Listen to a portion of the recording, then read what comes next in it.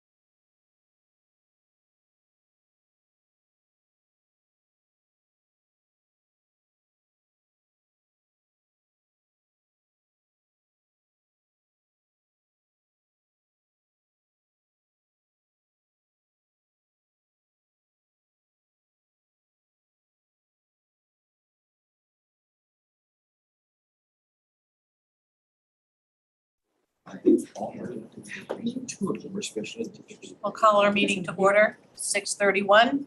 We have a lot to cover. So we'll begin with introductions, starting over here. I'm Jim Lothridge. Diane Potter, Alyssa Tracy, Colin McGough. Megan Carlson, Becky Fless, Tony V. Chris McLaughlin. Alyssa Henderson. Molly Rogers, Jack Bitteroff. Jeff Hanley. Matthew Lillybridge was unable to be here tonight. He did call me late this afternoon. Okay. Where's Sophie? She has a track meet. Cool. Yeah. Good for her. Running on. Administrative staff, please. Pat Hopkins, superintendent. Tiffany Cockrell, interim principal at Princeton Randolph. Vicki Duguay, principal at Riverview Community School. Karen Moody, building principal at Richard School. Sarah Sims, building principal at Gardner Regional Middle. Angela Hardy, director of curriculum. Katie Gould, principal at Helen Thompson School. Jack Kempton, high school principal. Andrea Tisch, business manager. Alicia Morris, director of special services. Josh Farr, Director for Adult Education. Terry McGuire, director of technology. Excellent, thank you. Let's stand please for the pledge of allegiance. I pledge allegiance to the flag of the United States of America and to the republic for which it stands, one nation, under God, indivisible, with liberty and justice for all.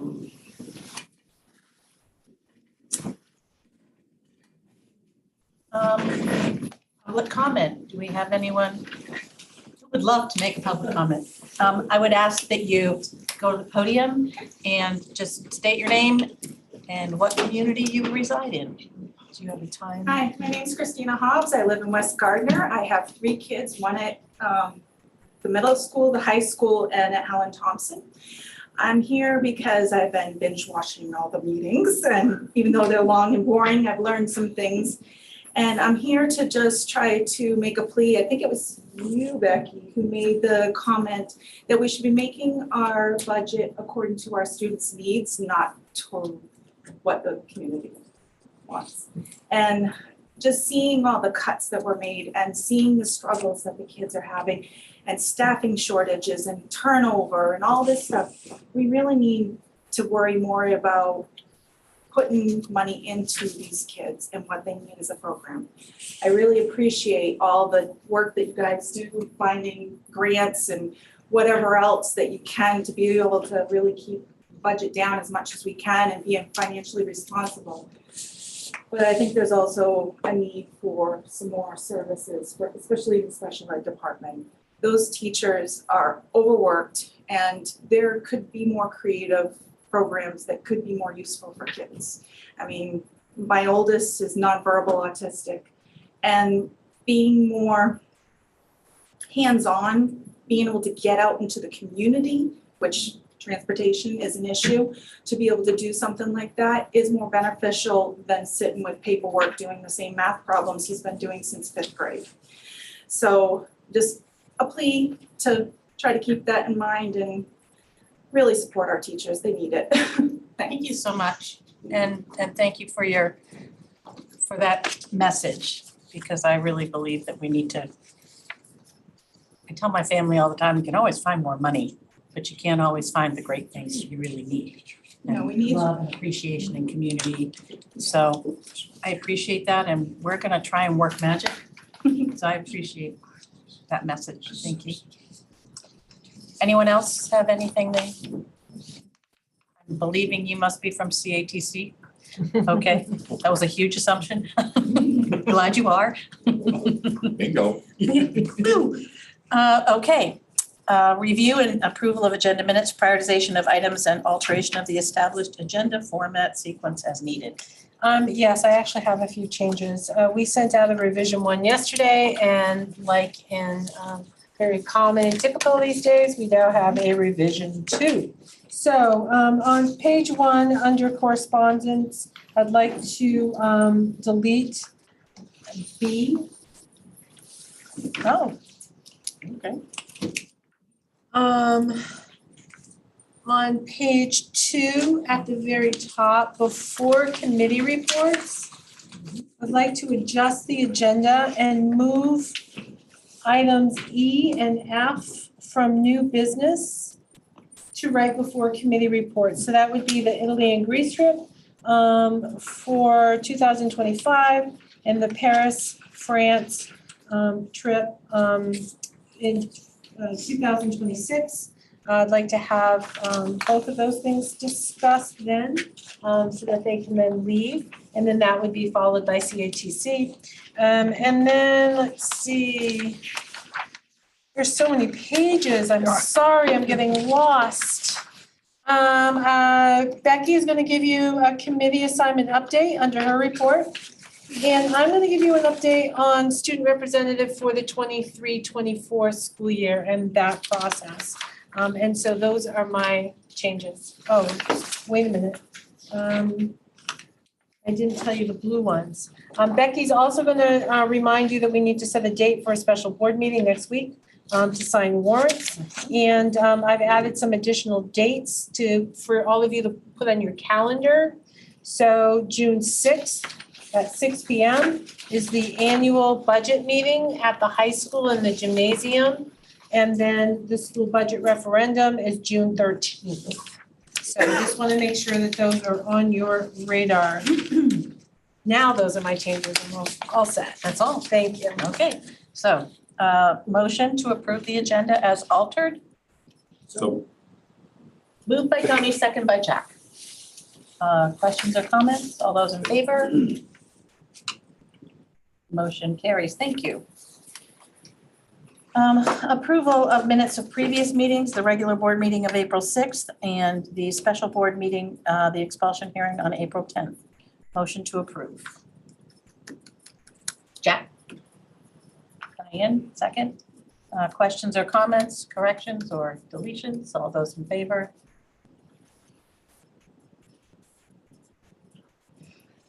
Thank Motion carries. Thank you.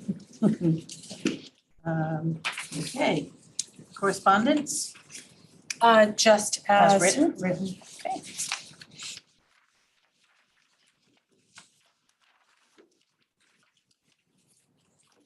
So why don't we start then with the trip to Italy?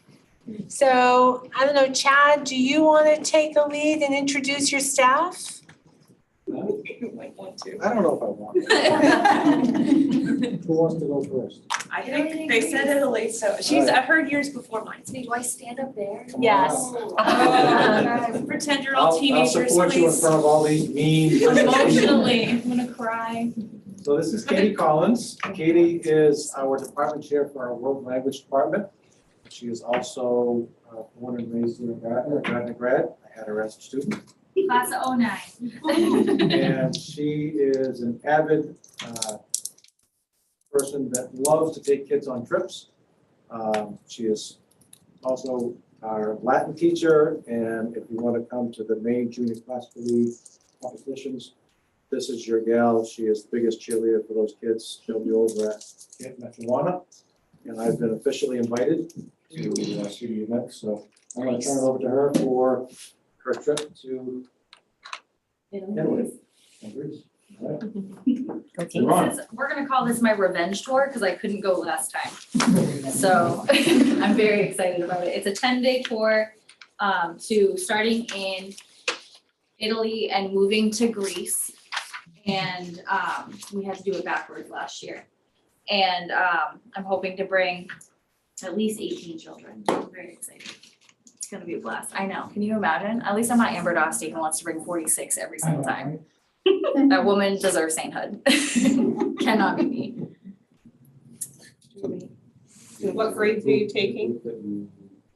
It will be open to all high school children, who will be in high school during that time. So if there are some kids, like freshmen next year, who wanna also enroll, that can happen. As long as they're Latin with you, I'm gonna tell her. Heck yeah. Selling point. Can't Awesome. wait. Sweet. Nice. Questions from board members? The cost? Cost, it's gonna be about $4,200 for all 10 days, including travel, hotel, food, not tips, not lunch, and not souvenirs. And then we usually get like a bus to the airport that we fundraise for. And I try to fundraise for the busing to the airport. And then if we can get that, because it's like $50 per kid from from Portland to Boston and back. Every 17th kid is free, in case you were wondering, you want to do like a bulk. 17 gets you a free one, which is such a weird number, but it's not up to me. And once we do that, then we start trying to fundraise for tips, but if we can't do that, then we cry a little. So how much do the students have to come up with themselves and their family? The 4,200. Entire 4,200. Is there fundraising opportunities for students to help raise some of that 4,200 above and beyond the bus and the tipping and? It's not, usually it's not as well participated in when I do individual fundraisers. So, and it's a lot of extra work on top of everything else to do fundraisers like that. So we don't normally try to do that. Families, however, are able to go on a payment plan Yes, and there's scholarships too through the company that we use. There's like $1,000 scholarship, I think. And all they have to do is write, they can either make a video or write an essay based about why they want to travel. I've yet to have a kid do that, but I encourage it every time. And I know the dates are to be determined, but they will be going during April vacation and usually they miss a couple days before or after vacation, right? Yes, so since it's only a 10-day tour, not like a 12 or 14-day tour, we usually miss only one on either end. I'm hoping earlier than later, because if you ever tried to get a bunch of high schoolers to go to school the day after they fly in, Yeah. it's not best. You have chaperones are a ratio of It's a 1-to-6 ratio for chaperones that the company sets. And I already have some people that have volunteered to brave the elements of Italy and Greece. Real tough. saints. If they can't make it, I'm available. That's what everyone says. They're like, oh, if you need I didn't even chaperones. make the cuts. So every 17th one, you get one free? On the bus ticket. Just that. Just the Just bus. Just the $50 busing. bus ticket. No, just the Concord coach lines. Seriously? Isn't that weird? That's very strange. I take it, but that's very strange. Well, why would you want to bring 17 friends on that bus? But every student has the possibility of $1,000 scholarship if they do that one simple thing. Yeah. And almost a guaranteed hit farm. I'm not sure about that because again, I've never had anyone apply, Jeez. but Jeff, we're gonna They- try it. We're gonna go home and do homework on that. EF has this really cool thing where they have an account for each kid, and this is one of the reasons why I love EF. So it's like a GoFundMe type account through EF, and my niece is going to Paris next year through Maranacook, and her mom posted a link online on Facebook. I clicked it, I was able to donate money, no problem, and it went directly to her account. So if I always encourage kids, like if you babysit, if you have Christmas, birthday gifts coming up and they're the people that don't know what to get you, tell them to give money towards this. And that helps. That's like an idea that not everyone thinks of. But they can just put it on Facebook, they can just, I think there's a QR code that they can put someplace. But it's really cool. And so while you're targeting 18 students, what if you have 25 or 30 students? Are you able to accommodate? Andrea will also go. So you are able to accommodate if you have a larger group? Yes, yeah. It just adds If one. I have 40, I will cry. 40 is too many. What is your minimum to go? 6. Okay. Because every 6 kids, we get a paid chaperone, Gotcha. because it's a lot of work to chaperone. Yeah, It sounds like a lot of fun, but sometimes the lead person can't go. And then people who weren't planning on being as diehard chaperones are now super important. I feel that completely. You know. And yeah, it's the same, EF is the company you've worked with. Yeah, and it's the same trip, because again, I didn't go. Revenge tour. Revenge tour. Okay, so I make a motion, we approve this trip. Second. Yeah. more questions, more comments? I have one quick question, I want Yes. clarification. Jeff asked you a question, but if each student was eligible, could all 17 students do the presentation and receive a scholarship? I'm not positive if there's like a limited amount to how many they can do, because again, no one's ever applied that I've had. But I like to think, yes, I like to think if they blew them out of the water, give them $1,000. Okay. Wow them with their words. No pressure. No pressure. Okay, well, all those in favor? Wanna go? Adults can come too. You can go twice. I can act like a child. Ask And the anyone. next, come on in. It'll be a good time. Ask anyone. All right, April 26th. April That's 26th. 2025. I know, I'm looking at you, Andrea. No, it's so far away, but it's just. No, but that's. It'll be here in a minute. Mm-hmm. So you're good? Yes, I did it. Good job. If you get approved and I don't. Oh. There's a lot of pressure on Andrea because Oh, you guys, Katie's let's just got really approved. hear it to her, okay? All right, we're ready. I don't know how much, I wanna hear. Maybe we'll take this. That's so nice. So Andrea Creamer, she is one of our fantastic world language teachers. She teaches French, French 1, French 3, and French 4. She is also our French 2 this year. French 2 this year. She is also our student council advisor, and she is the pillar of Gardner Tiger Spirit. If Very you want to come impressed. see her in action, we'll be having a spring spirit rally. And Andrea is the ringleader of that event and just is full of tiger pride.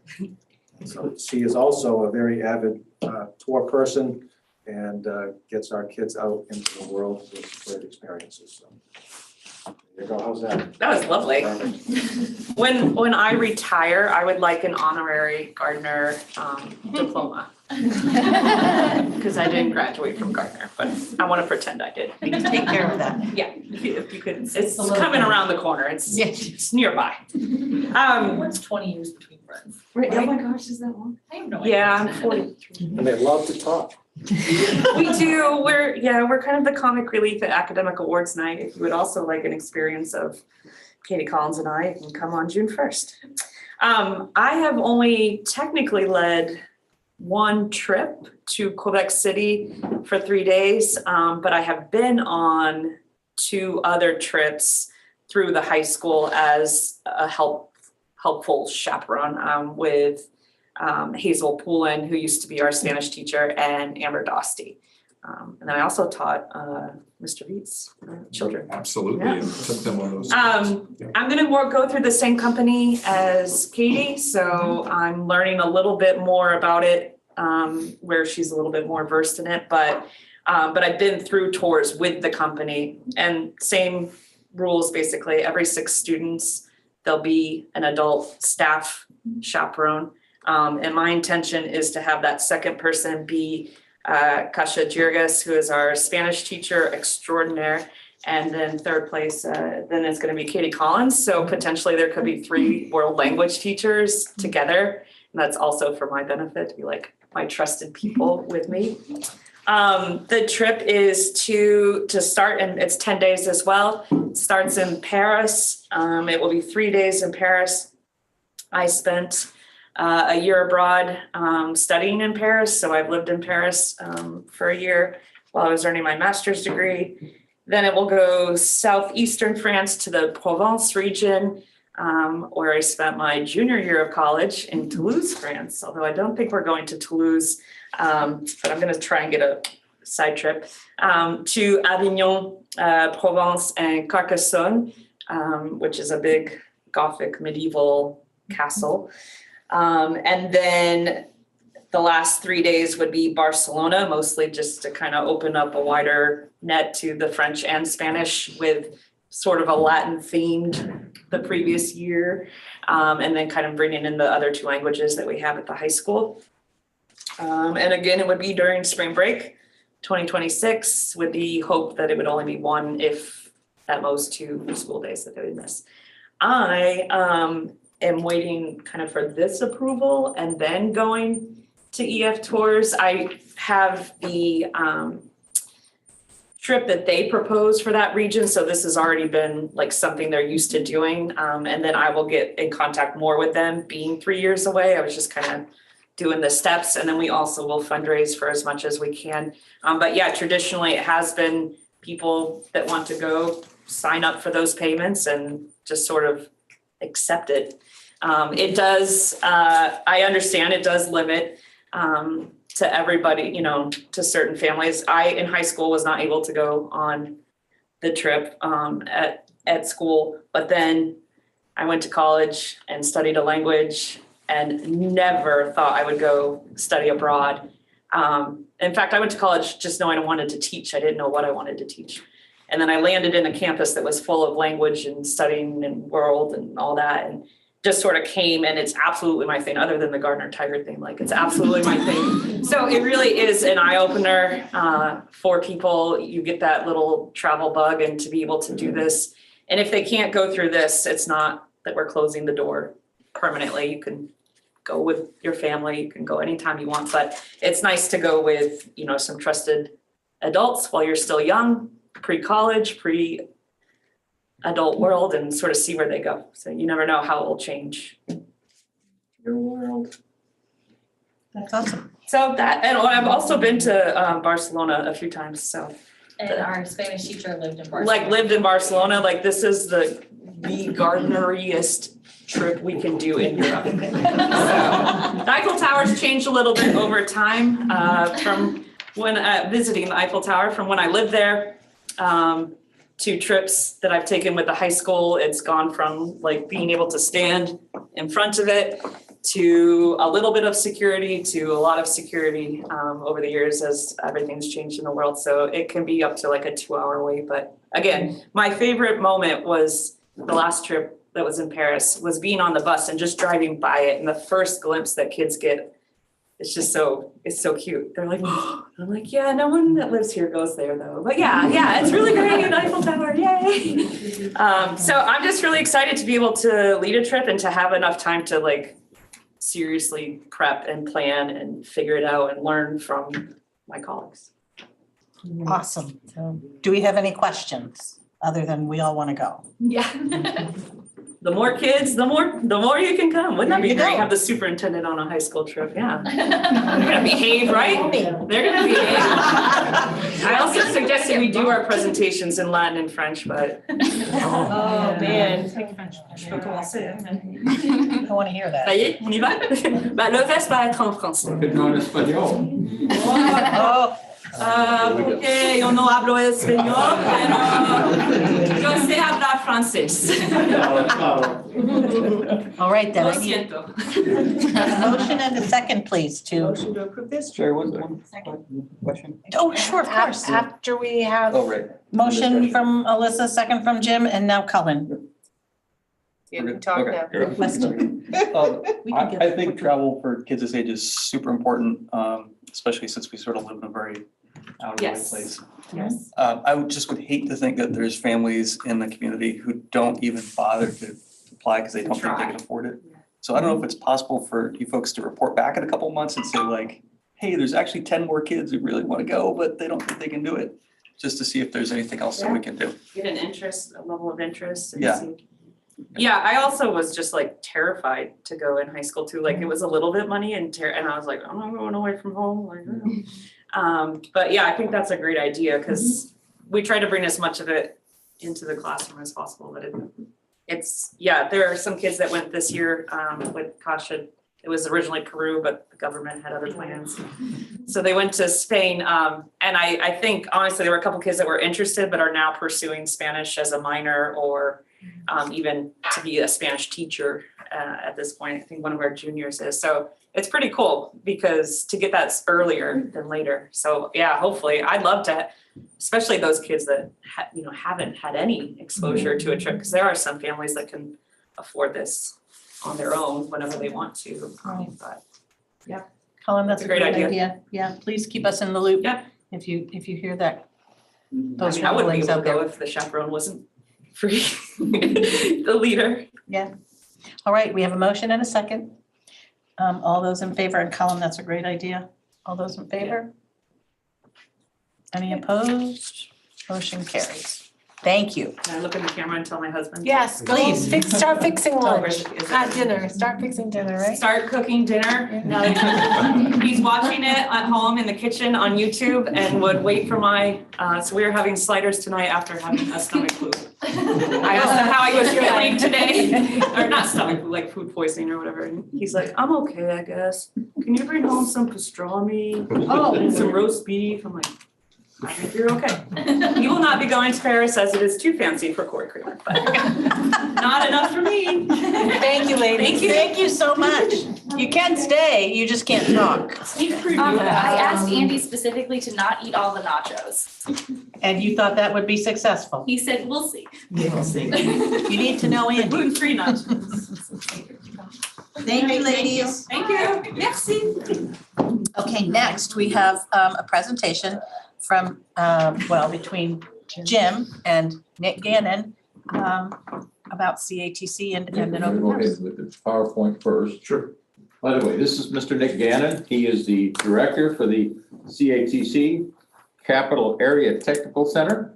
Does a fantastic job. You've been there 5 years now? This is my 4th year. Okay, well, old guy.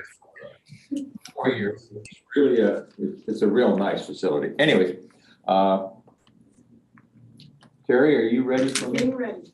All right. About 2-3 minutes. I found the thing in the EF tours, I just sent it to everybody. It says $1,000 up to 100 students. Oh, So wow. it's for everyone, so it's pretty probably competitive, but we've never had one. I'm gonna try that out in my house, maybe. Oh, that's Yeah. awesome. Oh, I yeah. can't imagine that everyone wouldn't apply for something like that. Yeah. Very good. More than 3 bullets scare people sometimes, you know? Yeah. Could be. Okay, we'll be just take 1 minute, maybe 2, 3. We're gonna go, this is the front of the Capital Area Technical Center. And nothing special about this, but the building itself is fantastic. It is large, it is inclusive, it's accessible there. It's fantastic. I'm gonna go through a list of slides that shows most of the facilities. This is the first one, Business Academy. You can all read that part, a state-of-the-art facilities program. I quit saying, I was gonna say state-of-the-art facilities and programs in each and every slide, but I decided it was just a little bit repetitive. They have the computers, they have the programs, everything that a young person that wants to get into business management would be interested in. So if we could, the next one over here, we move right on into the emergency technician and firefighting program. We just had a program at our monthly meeting of the advisory committee. Those dummies right there, pretty sure it's those, are programmable. If you'd like to have arrhythmia in their hearts to train somebody to identify, it will do it. If you want them to stop breathing, it will do it. If you want them to have a seizure, it will do it. So they're just state of the art, and I do believe they just added another one. Is that right, Nick? So they have three of the dummies now for training purposes. And the kids that come out of that program are just in great shape. The computer program, as you can see, I took a couple of pictures. I don't show this young man's face here, but he has challenges, as we can all see. But that young man does not let anything stand in his way, because he is right there working on computers, learning a skill that after college, I'm guessing he may go on to college, he can find a job almost any place in this country. Get into the health career department. They've got the skeletons, obviously, is kind of interesting right there. But they turn out nurses' aides, people that want to go in to be a physician's assistant, even people who want to go on to be doctors. It's a possibility. The next one showing up is the culinary arts. That's my favorite because I got a good meal out of it. Kids served us, I don't remember what it was, but it was good, very good. Everybody enjoyed it. They had a cake decorating competition at the facility, and all the kids had a great time, it seemed like. Building construction, they learned to frame houses. They'll learn how to remodel offices, how to install windows, doors, those sort of things. There are other trades that will be associated with in the future for construction a little bit farther down the line. The next one is automotive technology and collision programs. Again, great facilities. You can see they have absolutely safe working conditions. And let me see, here we go. And then we get to the next one. This was one of my favorites because I have 3 daughters and I have 5 granddaughters. I think women should have every opportunity in this world to do what they want to do. This young lady is learning to be a machinist. Very skilled. This young fella needs a haircut, but I talk to him about that a lot. That's my grandson. Anyways, Thanks for the qualifier. You thought I was really being serious, didn't you? He told you he was going out with a bang, Gary. Yeah, right? Oh, my gosh. Anyways, that's they had a competition at the program. This was January 19th. I'm sorry, I should have mentioned that first of this year. And they did a pipe fitting. I couldn't even begin to do what they're doing. And when we get down to the next one, there's graphic design. It's a nice facility. They do printing, they do design. They're fully functional, individual workstations. It's a very good facility. And then, this was the biggie. I had this huge slide of it, but anyways. Preschool, early childhood education. You know, anybody that could send their child to this facility would be very, very lucky. I don't know what the whole criteria is, but it's a nice program. I did miss A final thought anyways, I missed 2 programs. I did not see the law enforcement academy or the electrical technology program. That's my fault. I just couldn't find it. It's like I said, it's a big facility. I spoke with probably 10 instructors. They're super open. They like what they do. They're very welcoming. They're enthusiastic about their programs and their students. Great group of people. So, and at this point, I'm going to shut up and Mr. Nick Gannon will tell you more about the facility. Thank you, Nick. Thank you, Jim, for inviting me. Appreciate Jim's interest and advocacy for our programs. You probably didn't get into law enforcement because that was the night we were showcasing our new surround simulator that we received from grant money to purchase that can run through thousands of different scenarios of all different types and has fancy laser guns and things like that to work with it. So like Jim said, we have 15 programs. And in addition to our 15 programs, we also have a JMG program that we started a couple of years ago. A little bit different than your high school core program where we focus on employability skills but also getting kids out in front of businesses, having business come in and making arrangements for doing a lot of work placements, especially with our second year students. Off the top of my head, we have a student placed now with Ghanistan who's working down at Johnson Hall. Josh Jacobson, one of our students from Erskine, did a internship with Salamis cabinet making down by the river. So our JMG specialist, Joel Blackwell, does a tremendous job bringing in guests. I had 3, I think, this week, went to Camp Keys to check out their maintenance department. We really try to reinforce the technical skills as much as the employability skills. Can't get and keep a job, no matter how skilled you are, if you don't have those employability skills. So we focus a lot on those. So like Jim said, this was our open house. It's also our local skills competition. Skills USA used to be called VICA back in the day. We start with a local competition on this night, and then we took 48 students to the state competition in Bangor. We have 3 students moving on to nationals in Atlanta in June. An open invitation to all of you to come see our school. If you can come during the school day, that's when it's best because you see the kids in action. I can give you a tour, but that's boring. But this local competition night is one of the best nights of the year to watch parents watch their teenage kids be completely focused for 3 or 4 hours doing a task that they probably didn't know they knew how to do. It's really impressive and a great night. So I appreciate Jim coming by. We'll have another one next year, probably right about the same time of year. And I'll make sure you get that information.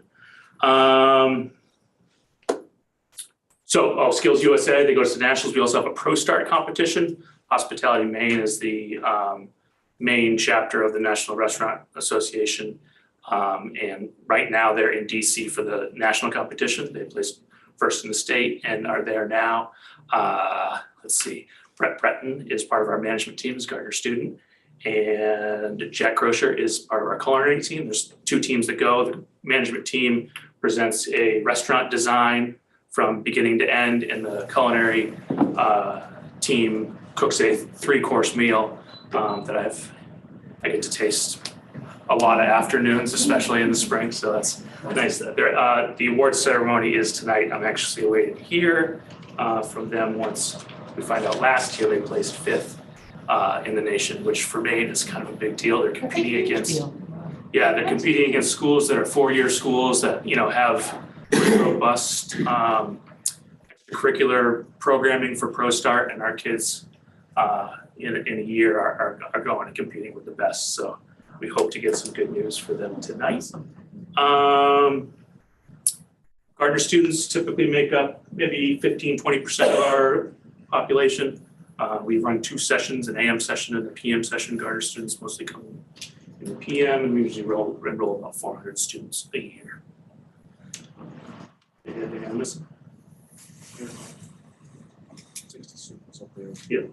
58 this year. So again, thank you for having me here. I'd be happy to answer any questions or. Can I just highlight something, I wish you an would. opportunity that you have for the community that you didn't mention, and that is your auto technology department.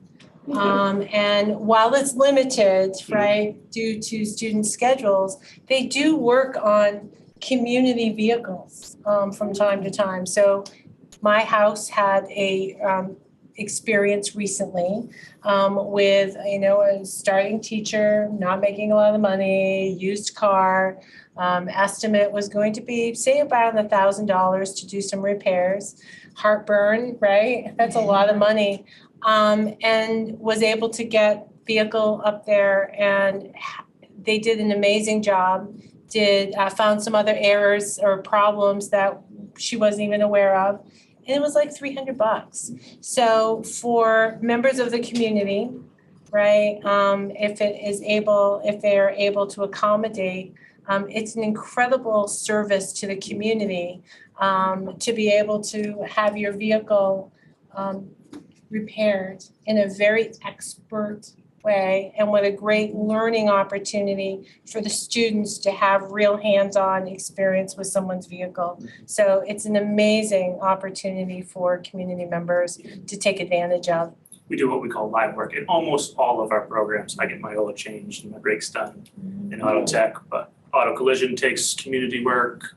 I brought a piece of my drum set in the other day to machine tool, and they trimmed it up for me so that it fit right. Graphic design takes a lot of live work from, printing for events in the community.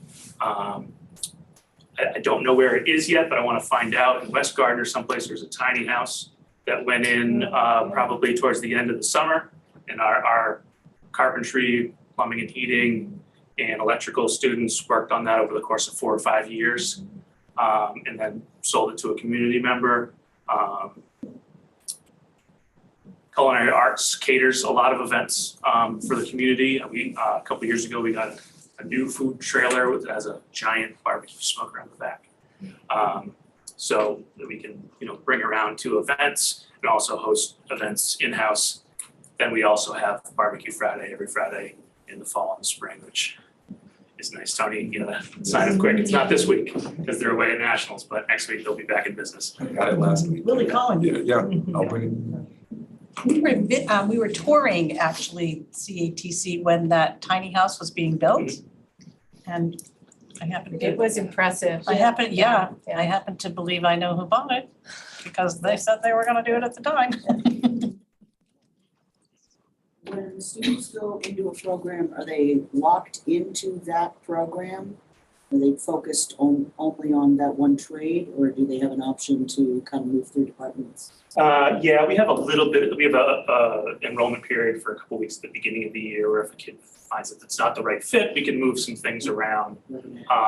We spent a lot of time in recruitment efforts to try to inform students and families to the greatest extent to help them make a good choice of the program that fit.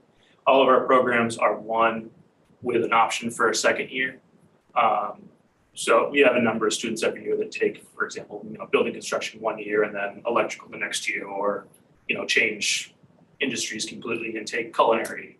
So year to year, they could have a choice to move from program to program.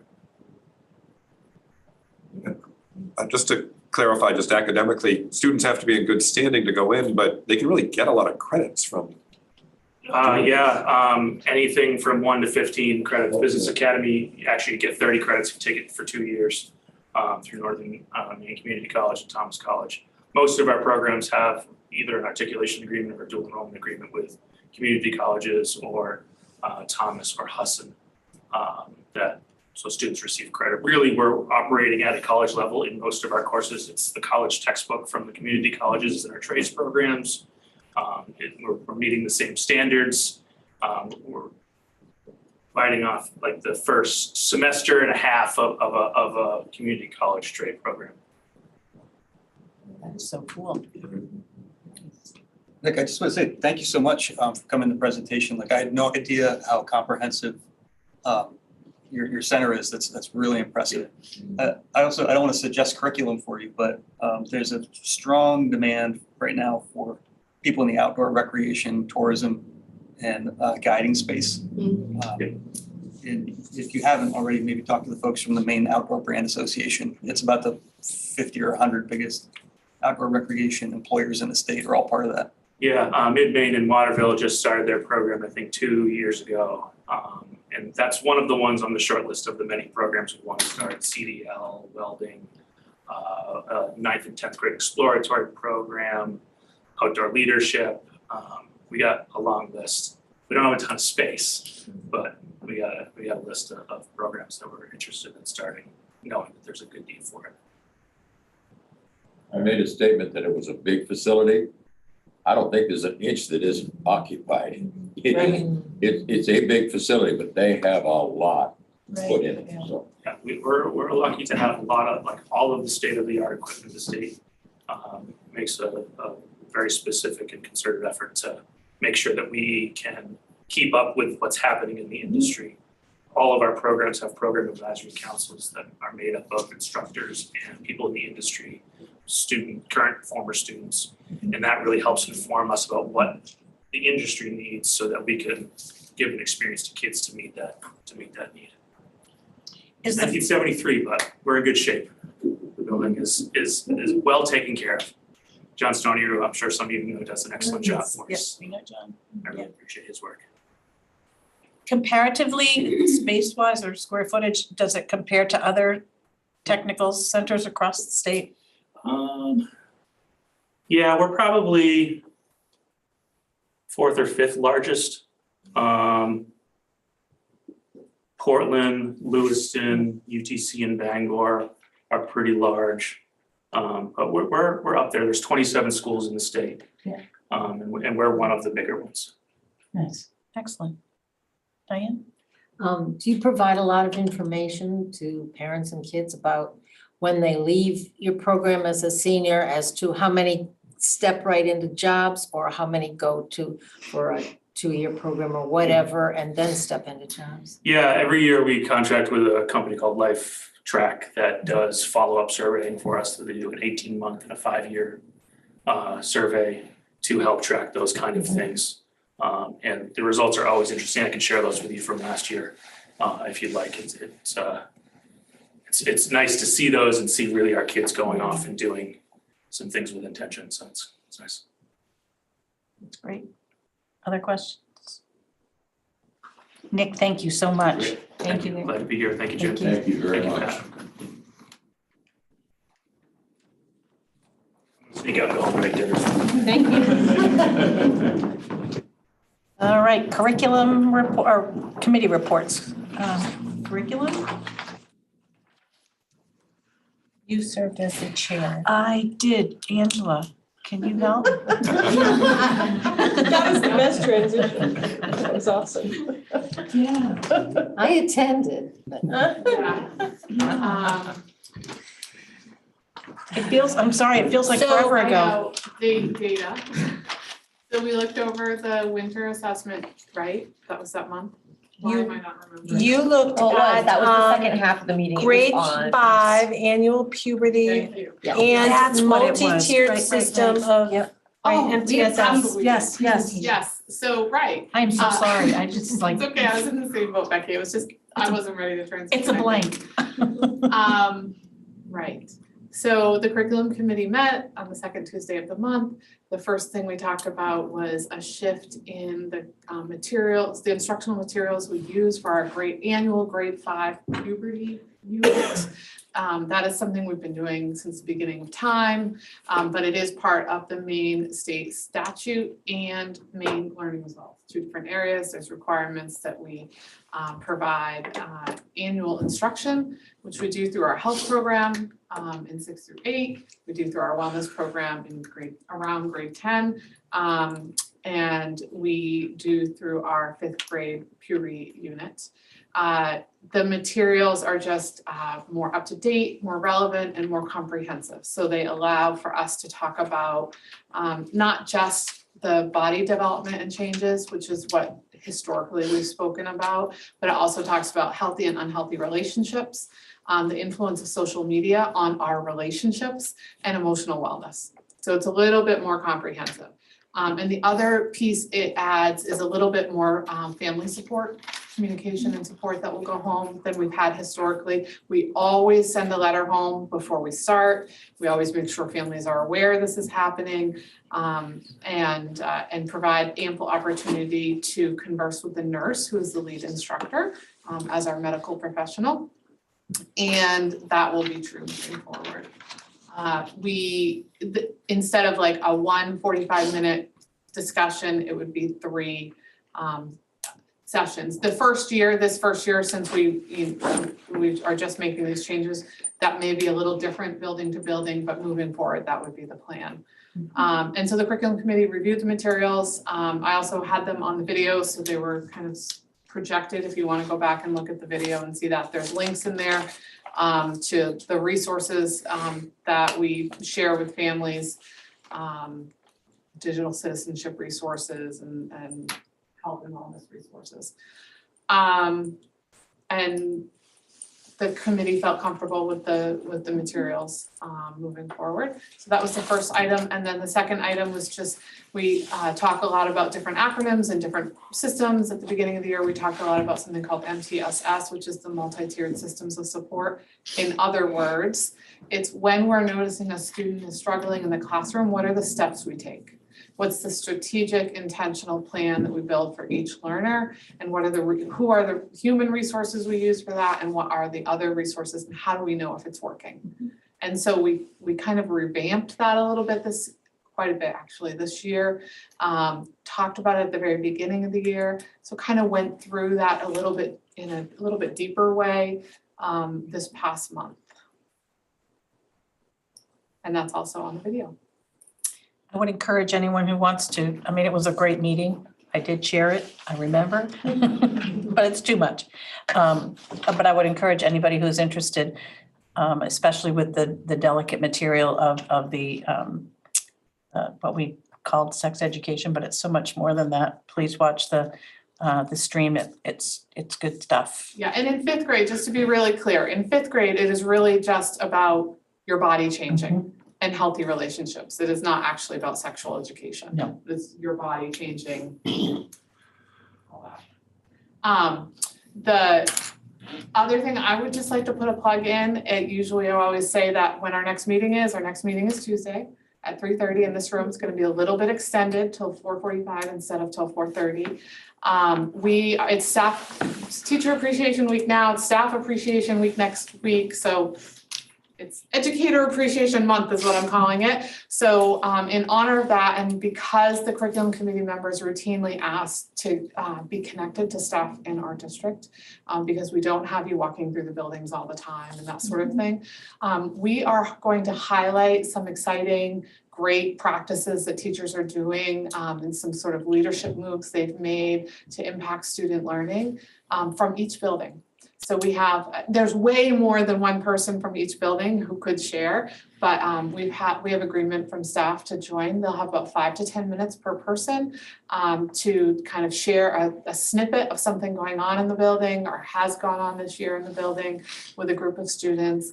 And you'll have an opportunity to ask a few questions and we'll go through each of the 6 buildings. We will stream it. And I would highly encourage anyone to join us, not just the curriculum committee, because this is something that I think, as you just saw talking and learning about CATC, was kind of, it gives you a little energy, a little purpose about why you have to make all these other difficult, challenging decisions. I think this could be something that could also both honor and highlight our educators, and also feed your soul a little bit about why you do the work you do. It would be really wonderful if we had more than 2 or 3 people sitting at the table, as all these people are coming after school, after contract hours, to come meet with us and share their story. I think that's great. Awesome. Would it be helpful, board members, to receive a reminder email on Monday, late afternoon, to come on Tuesday? Yes, please. Because you're absolutely right, and I would love to see folks come. Email. I don't want to give you one more thing to do, but Tuesday at 3:30, May 9th. Excellent. Thank you, Angela, for that brilliant rescue. Dropout prevention. Nothing. Nothing. We didn't meet. No, you sure didn't. Finance committee meetings, there have been many. The proposed budget, we're going to talk about that this evening. Policy committee. Oh, yeah, we have, let's see, you can see them listed. There's a range of policies for second reading and some job descriptions for second reading. We didn't have a meeting in April. We actually went to the production of the play that night. So this would represent our bringing forward policies from the March meeting. So, oh, go ahead. Before you Sure. make a motion, I just noticed a problem, policy IMBB, that should not be on here for good a catch. second read. That policy's been updated, so we're gonna start from square one again, Just- right, at the next meeting. So that should be crossed out. Thank you. My apologies. Good catch. So as we look through that, yeah, if I could make a motion, please, to submit that bundle of policies for a second reading, and then the job descriptions in that bundle for those two positions. All right, so a motion, can we have a second? Jack, questions, comments? All those in favor? Excellent, thank you. Student reps. Rep Hook. The English department is currently preparing for a Little Night Poetry, which is taking place next week, May 11th at 5 p.m. It gives students an opportunity to share their own original work and step out of their comfort zones a little bit. And this Saturday, the Civil Rights team is hosting a community vigil in honor of Mental Health Awareness Month. The team recognizes the rise in youth mental health crisis that has risen since 2020, the year of the pandemic, of course. A lot of kids in our school are struggling with anxiety and depression and other things that really impact their schoolwork. And it's so easy in our community, since it's really hard to get around without a car or some sort of transportation. So easy to stay cooped up, and being cooped up, it's so easily to dwell in your emotions, and a lot of students at our school do dwell in their emotions.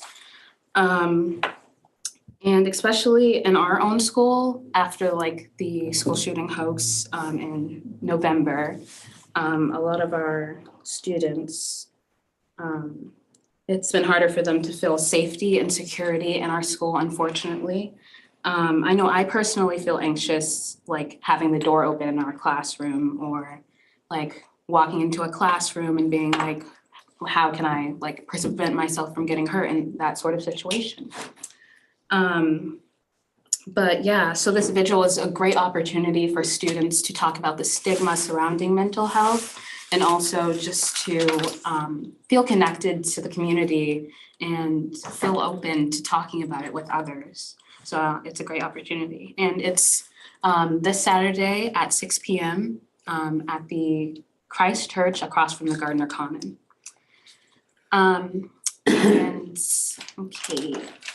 The Gardner Area High School Drama Club put on a great performance of Clue in April. Mrs. Peacock, well done. Thank you. And tonight is the middle schoolers' opening night of Space Princess Wars. They've been preparing so much, and they're doing so great. And tomorrow it's at 7 p.m. if you want to go catch the show. And on Saturday, it's also at 7 p.m.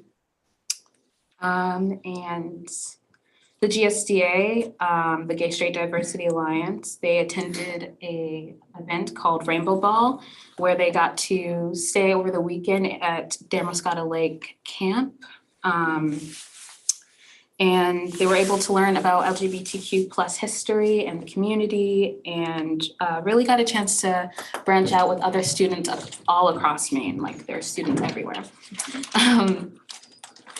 And the Writers Club, they painted jeans for Poetry in My Pocket Day with students in the club, and Miss Cheeseman and Miss Stringers ran that club, and they put like just little poems in the pockets and hung them up on their doors, and it was really cute. Yeah, so that's what I have. Excellent. Any questions? Sorry. I was just wondering about that, the Damascotta Lake thing, like who put that on again? It was by Out Maine. It's this organization that helps a lot with the GSDA at our school. Yeah. Cool. Very cool. There's one more plug I thought of, Alyssa, too. The Interact Club has a craft fair and the Drama Boosters is doing a plant sale. That's this Saturday. I don't remember, Christchurch for that too? Yes, also at the Christchurch. We're going everywhere over here this weekend. So that's happening this weekend too, from like 8 to 3 or something. So, yeah. Yep. Melissa, that's great. Administrator reports.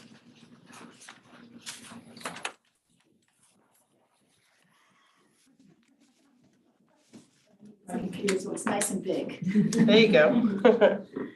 Okay, I'll start with LER noteworthy. Chewonki visited grade 1 students throughout the day on April 12th. Students enjoyed listening to and participating in an interactive presentation on the owls of Maine. Chewonki's school presentations have always been well done. Presenters are patient with our students who are eager to ask many questions.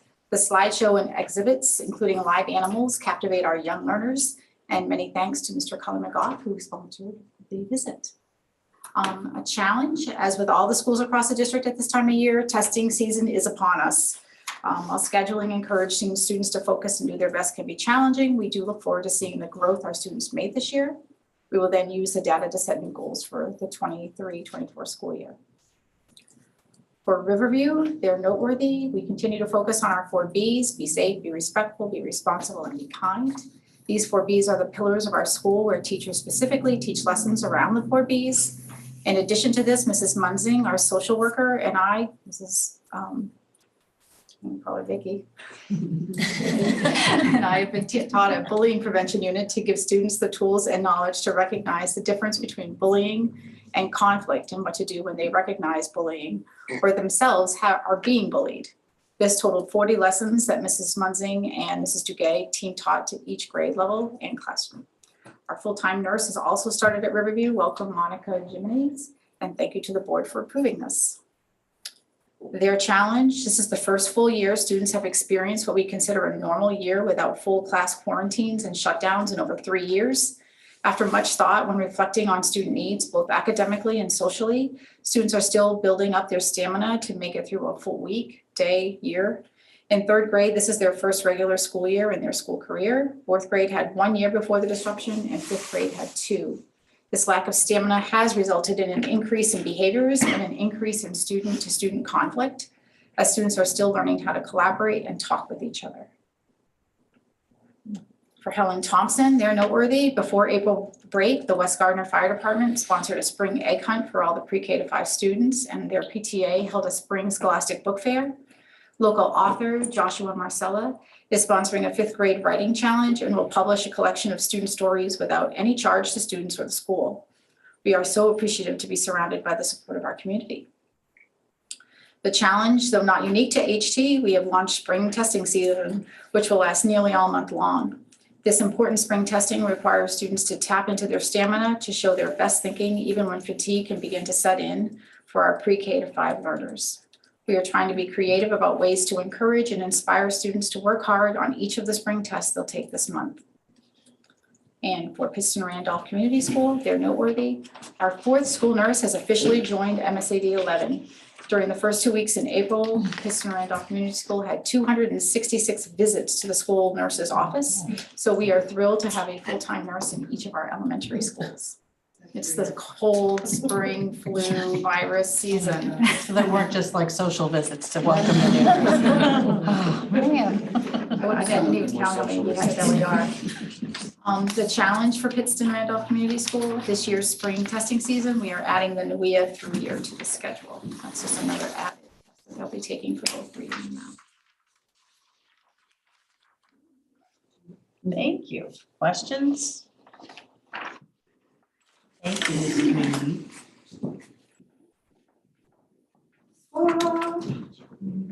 You said the paper's up here, but Just feel it. yet there's no paper. Oh, where'd it go? Here, you can use that. I'm just gonna make it up. No. No. It's fine. That's really fine.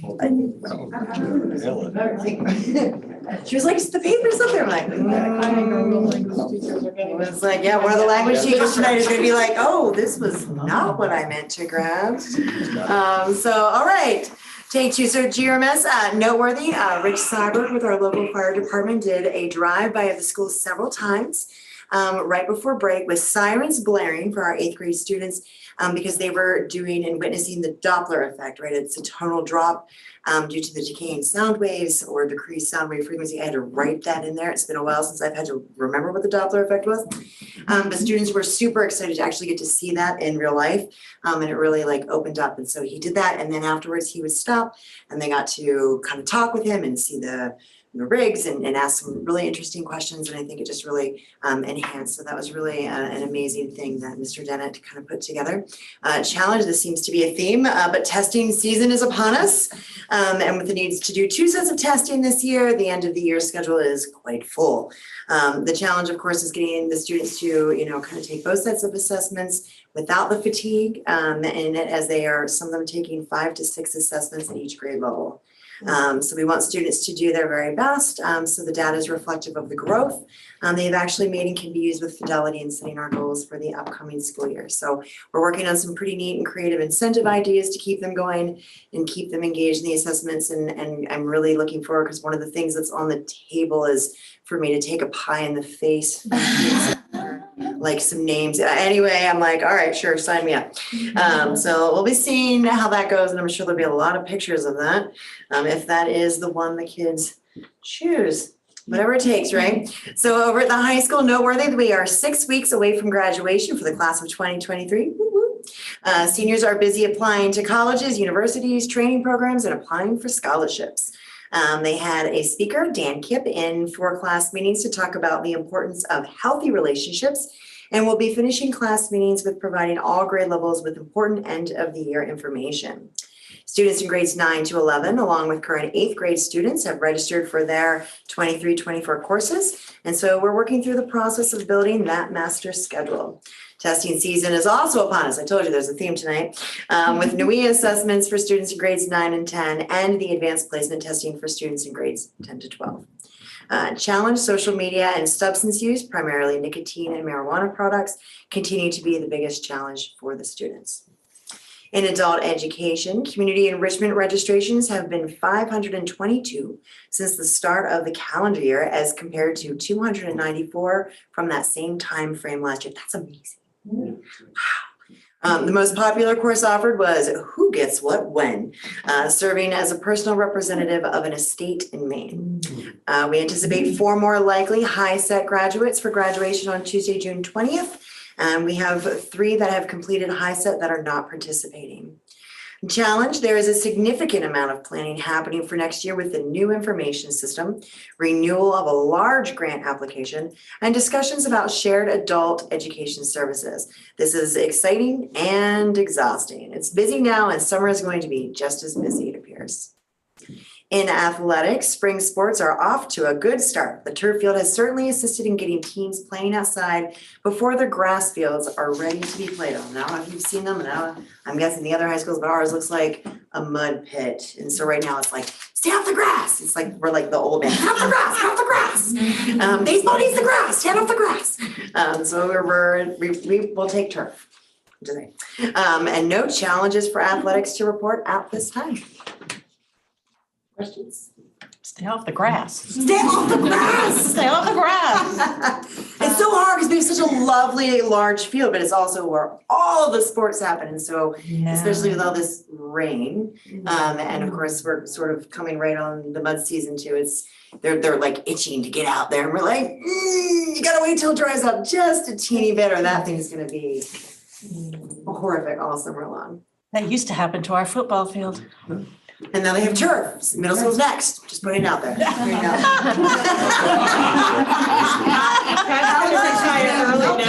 She's like, well, it's just a shameless thought.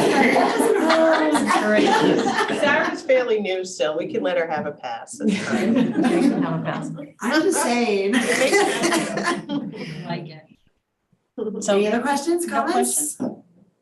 All right. All right, I will Thank pass you it so on much. to. I have no idea who's reading it or if they need this computer. They're writing at it right now. She made it really large, Perfect. apparently, I can't see. My contacts are dry. Okay. Okay. So for the business office, the district has received its MSMA workers' compensation Mod rates. mod rate for fiscal year 2024, and the news is fabulous. The district's mod rate has been reduced from 1.2 to 0.88 for next year. A challenge, struggling to find time to write a job description and hire for the new business office position. Once the budget has been set, hiring will become the priority. For technology, the technology department is focused on work that needs to be completed to make the upcoming testing successful. This includes everything from configuring testing browsers, making sure student laptops are working correctly, uploading student class rosters, and troubleshooting issues. A challenge is that some students who are no longer enrolled in the schools leave without returning the equipment. Getting the equipment back is time-consuming. For special services, the guided reading library that we had purchased with funds from the American Rescue Plan has been getting a lot of use. We have several teachers K through 8 who regularly borrow books to use with students. Using projected caseload numbers to reconfigure staffing for next year to ensure that we're meeting the needs of students across the district, staying within regulations, being equitable, retaining good staff, and not increasing our budget. That is a huge challenge. Curriculum. The United Way of Kennebec Valley has awarded our district $20,000 to help our staff learn how to support students and families managing anxiety. We will be contracting with Lynn Lyons, a psychotherapist that specializes in reducing anxiety through proactive strategies. Our data suggests that levels of anxiety have increased substantially since COVID, and we need guidance to support and enable students to effectively access education. This continuous professional learning experience will start in the fall. Coupling that with our ongoing partnership with healthy communities of the capital area will provide our staff and students much needed opportunities for learning and improved wellness. And a challenge, we have just launched the spring assessment window. Here we go again. Students in grades K through 11 will be engaged in online assessments in ELA, math, and science. It is always a challenge in schools to balance instruction, the need for ongoing learning data, and end-of-year events. Question for Anisha? Thank you.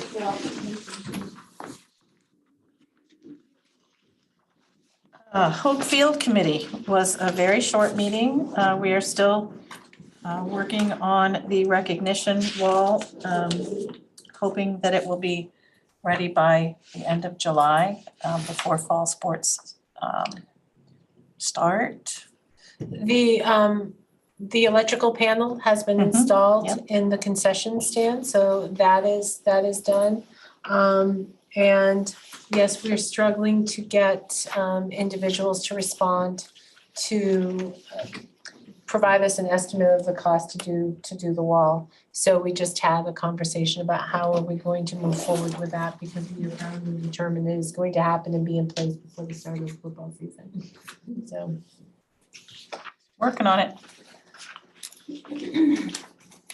Questions? Okay.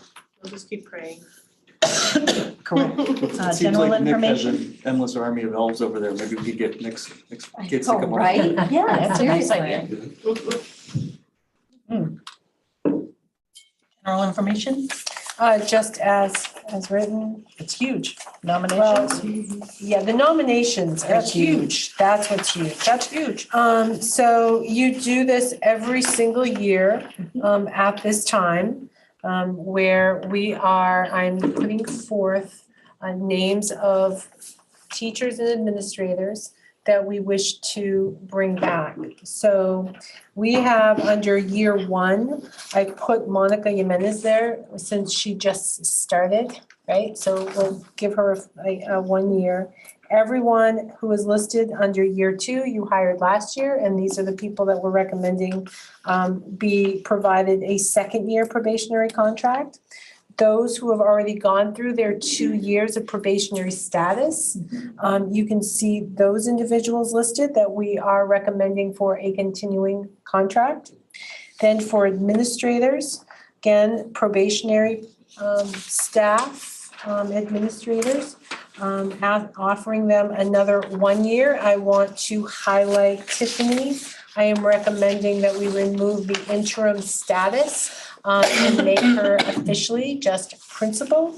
And then for administrator contracts for 2 years, those are either individuals that are coming off of probationary status, or for administrators whose 2-year contract is expiring this year, and I'm recommending that we renew for another 2 years. Do a letter at a time or the whole thing? I'm happy with one and done. Yes. Under correspondence, item E on the first page, I think there was still listed in item B of the nominations. I don't know if that matters. I'm sorry? Oh, the person who resigned. Item E resigned, there's a resignation letter, but she's listed, she's in. Oh, great catch. She just handed in her resignation, so we just missed that. So thank you. So under B, under nomination, second year probationary contract, if you would delete Alyssa Craig, who is the special ed teacher of our STEPS program, our elementary autism program. Thank you. All right, then, I would like to entertain a motion for this bulk. Entertain the motion and I second the removal of interim for Miss Tiffany Cockrell. Personal bias, but I appreciate her. It's fair enough. Excellent. So motion, second. Questions or comments? All those in favor? Thank you.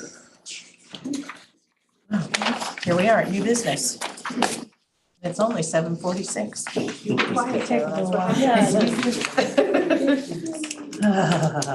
There we go. All right, approval of the proposed 2023 school year budget. Okay, so this is where we need to have a little bit of a conversation. So most of you have attended many of the finance meetings, so you know the status.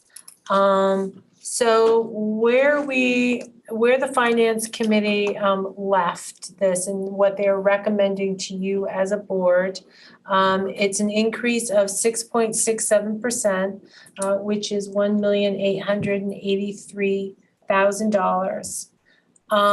That includes, let's see, a business person, 2 additional nurses. It includes an ed tech, 3 librarian, I think those were primarily the positions that we added. There is some reconfiguration at the middle school because of some loss of federal dollars and in order to maintain our social studies. As a result of that, we are reducing the world language, the French world language position. Did I miss any large positions? I No, don't you think said, so, I have right? the file open, you just said all of them, I think. Okay, Yeah. all right, great. So the biggest increase that we've dealt with, and we've talked a lot about that, boils down to salaries.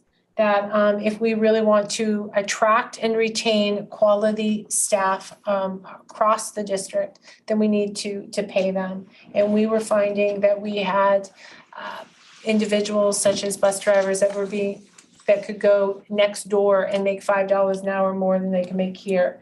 We have staff at the top of the scale who could go very easily within driving distance and make $15,000 more a year. So as a board, you've really committed to increasing those salaries to make sure that, again, that we're able to attract and retain quality educators. The next factor was special education, some significant increases there. Alicia has done a really nice job of trying to minimize those. Remember, you have a reserve account, and it is, we understand that there is the potential that we will have to tap into that reserve account for out-of-district placements, potentially. An out-of-district placement can easily cost the district $100,000 to $150,000 per student. So it's just making sure that you were aware of that. And utilities, we also had some sizable increases due to utilities. Those were the biggest areas. So the impact of that proposed increase to taxpayers, it varies, but it is an increase of $1,400,000 and just shy of $10,000, and that the way it's distributed varies across the communities. I would remind the board that the town's valuations, your state valuations increased this year by 6%. So if you came in with a 0% increase to your budget, you would still be passing along a 6% increase to your taxpayers as a result of that. There have been questions about our unallocated fund balance. And so I've asked Andrea to be prepared to just give a presentation, kind of an update to everyone on our unallocated. I think the question has been raised is, should we be increasing that? Does it make sense to increase the unallocated to help decrease the impact to taxpayers to kind of offset that? So Andrea has some information to share so that you guys can all make that decision, whether you want to, if you want to consider that or not. I did not print all of the scenarios that we're going to talk about, but this is a starting place for our discussion, and if you give me a minute, I will shine it up on the board, Terry.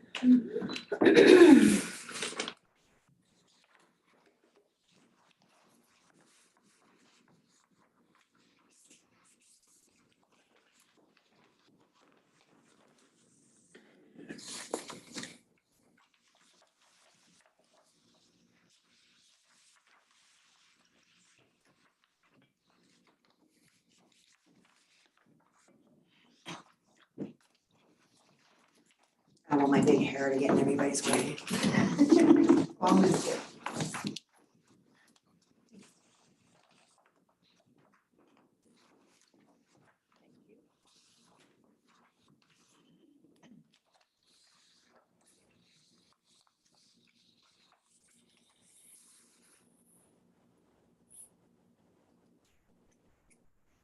I think we did this last year or the year before.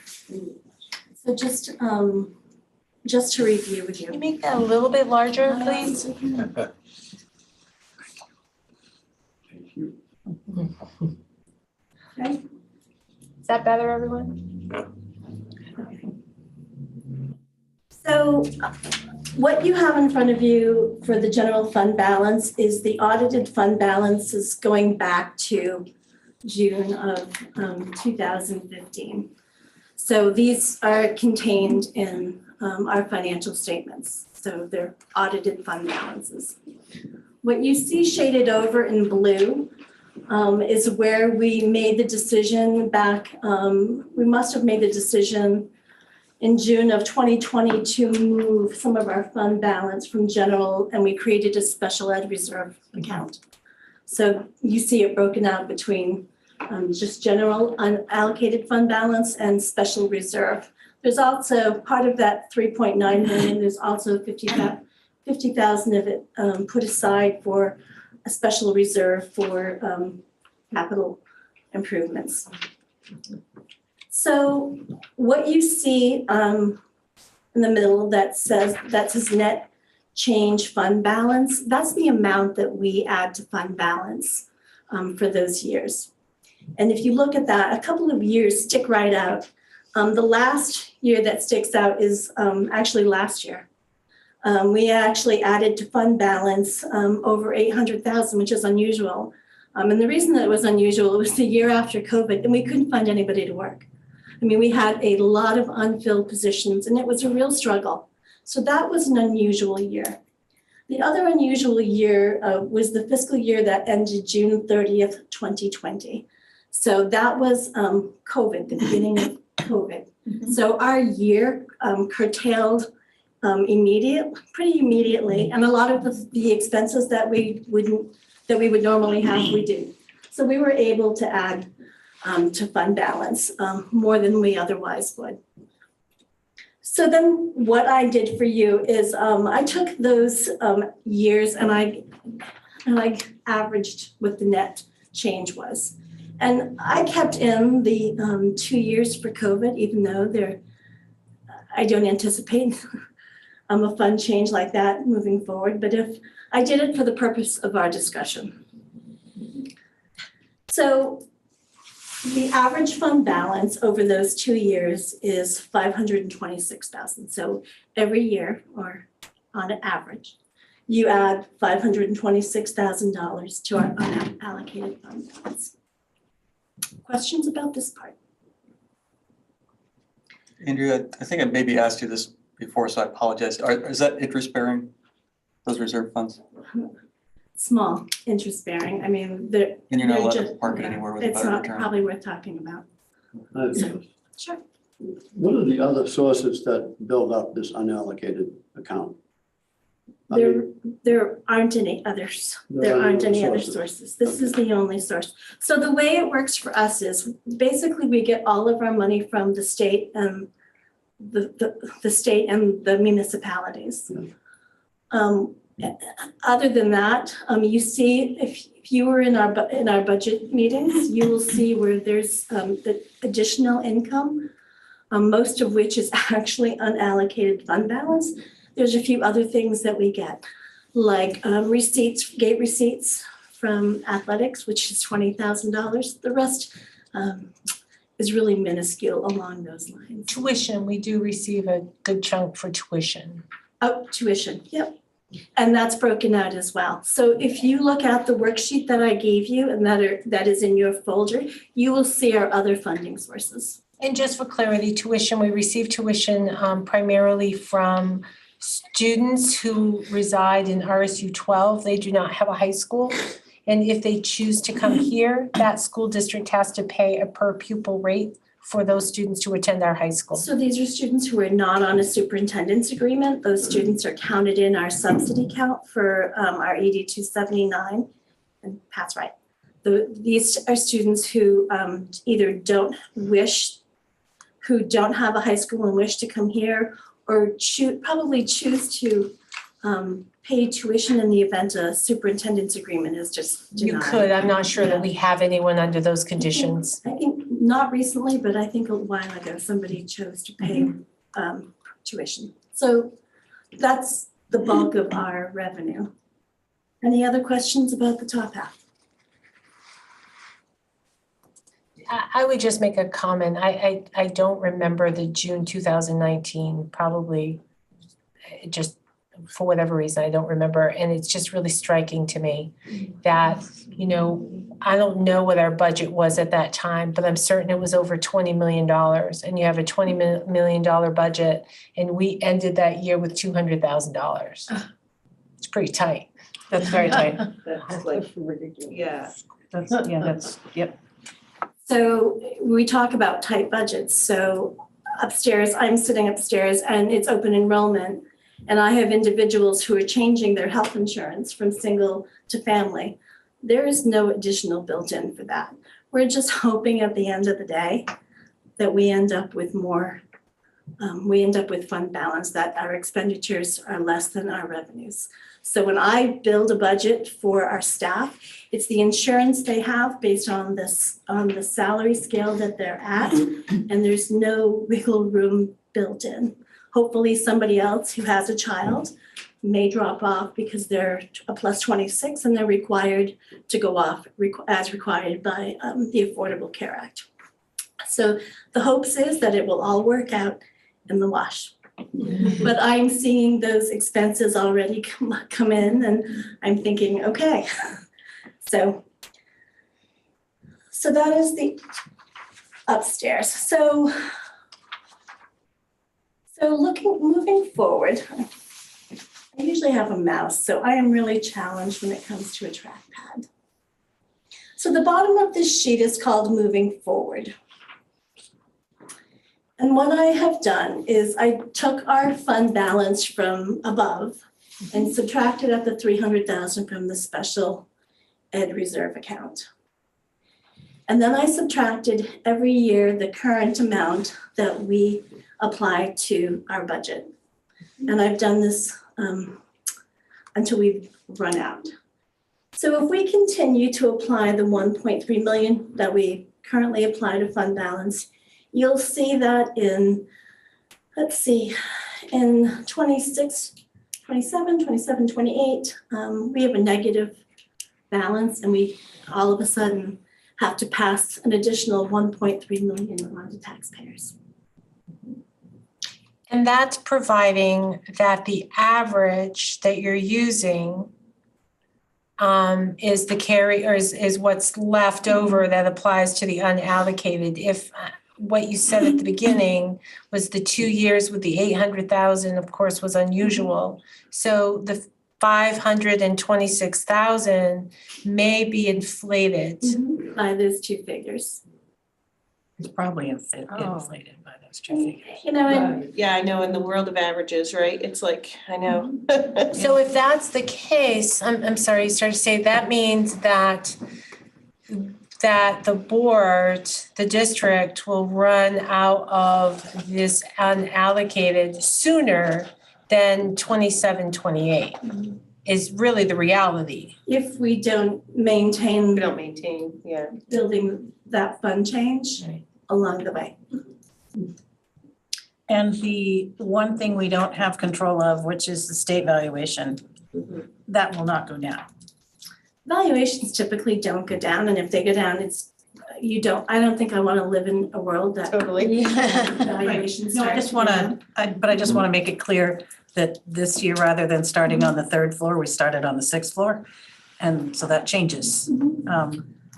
It takes. Well, and the other thing, you know, while we're talking about things, we also use fund balance to mitigate our subsidy from the state. It's the only thing that we can do to try to Supplement. You know, we're getting $16 million for next year. We may get only 15 million. Right.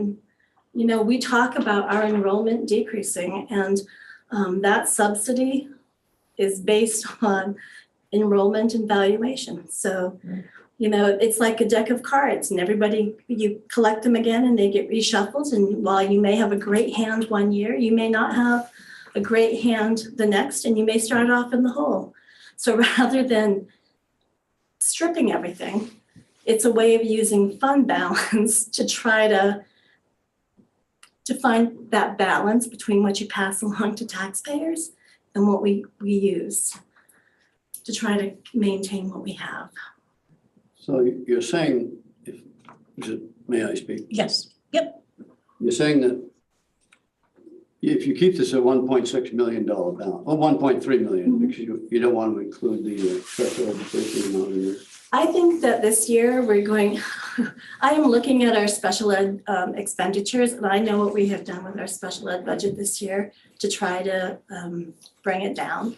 And even though we've reduced, I don't mean to stare at you when I talk about special ed, I don't blame you, but we have worked hard. They have worked hard to try to reduce.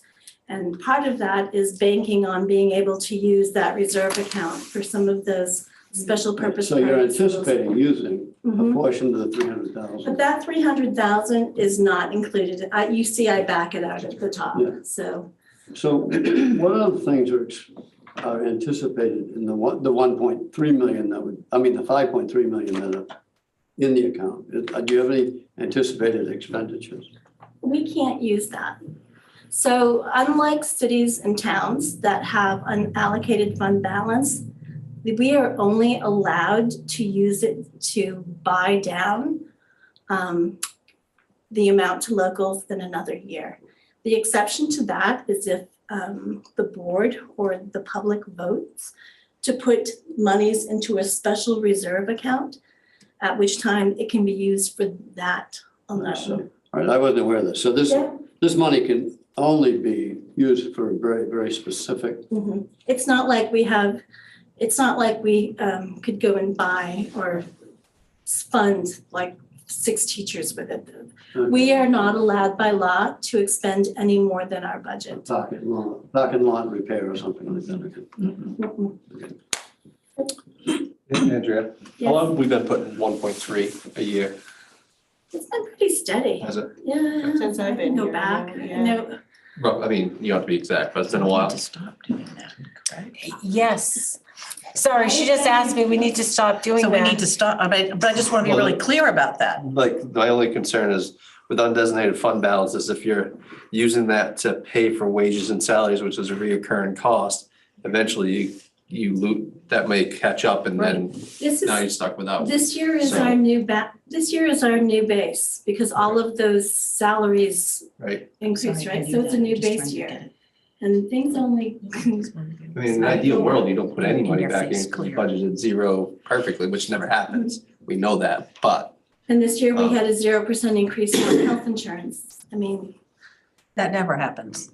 I mean, in It 2000 happened now. In 2019, your budget was pretty spot on. Right. You didn't request any extra monies from the taxpayers that you probably shouldn't have. Right. I think last year we had that special account, didn't we too? Something. The auditor will tell me that in a perfect budgeting year that I would have no money left at the end. Right. That takes my breath away. Right. I know. So I never want to be that perfect, but yeah, we've You're come spending- really If close. we're spending 1.3 every year out of this, you can't be that perfect because eventually it doesn't balance. If you got a wallet full of money, you take out $13 and you put 5 in, eventually. You're. What is the percentage goal of our overall budget to keep this account at?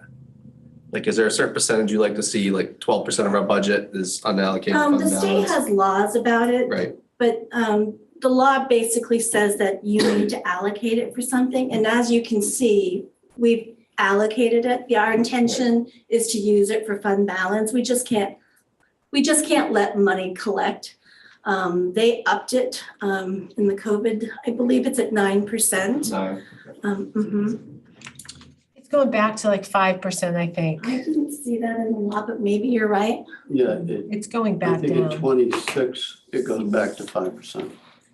It used to be 3, but if you look at our budget, it's not a huge amount of our overall budget from year to year. So considering our operating expenses and the fact that we employ almost 500 people, so. Right. The percentage is low.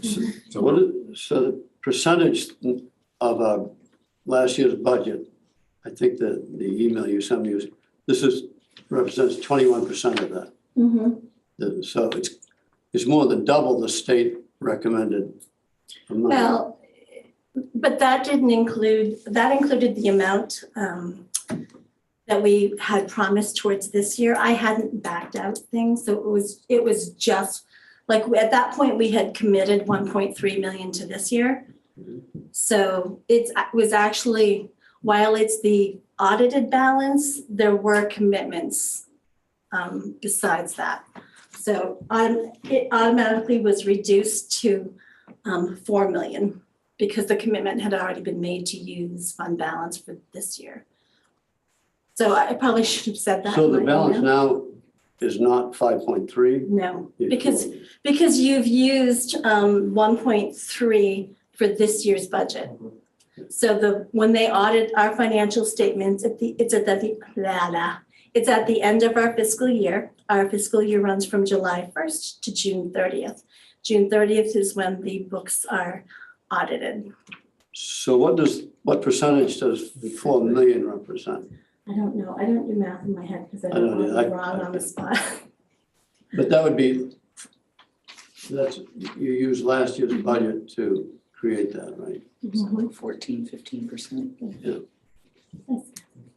I'm sorry, I'm not trying to. No, you're fine. You are fine. I just, like I said, I try not to quote numbers. In fact, I said something at a finance committee meeting that wasn't correct. And I just, and you just said it again. If our budget came in at 0, we would have had a decrease of the additional amount that we received in subsidy. And I think I didn't understand the question, and because I had to rewatch the video because I did the minutes, I noticed what was said, and then I realized it wasn't correct. So I am correcting the statement. Can I go back to a question that Chris asked? I was just sitting here doing a little research. And so it was back in FY 2017 that you as a board were budgeting 1.1 million. And that particular year you added 200,000 in a separate line. So you've been carrying that forward since 2017. And once you put it in, it's hard to take it back because now you're automatically pushing that. Now you're in the hole. So even if you get subsidy, now the subsidy needs to make up for the reduction in use of additional fund balance or carry forward. Same thing. Jim. Do you have an estimate of where we're gonna land at June 30th of 2023? At the end of this year? Yeah. Just doesn't have to be accurate, but just as close as you can think. I have been watching our books. I know that we've had a few expenses that we did not budget for, an additional nurse. I also mentioned taking care of the, rather than bonding our school revolving renovation funds, that we use it out of subsidy. So there are a few, but I know that we're gonna end in the positive. We're around that percentage that I like to see this time of year, but if you're asking me how much I know we're going to add to fund balance, I have no clue, usually until the middle of July, till we finish paying our bills for the remainder of the year. Not to put you too much on the spot, over 300, under 600, under 1 million. What kind of haircut?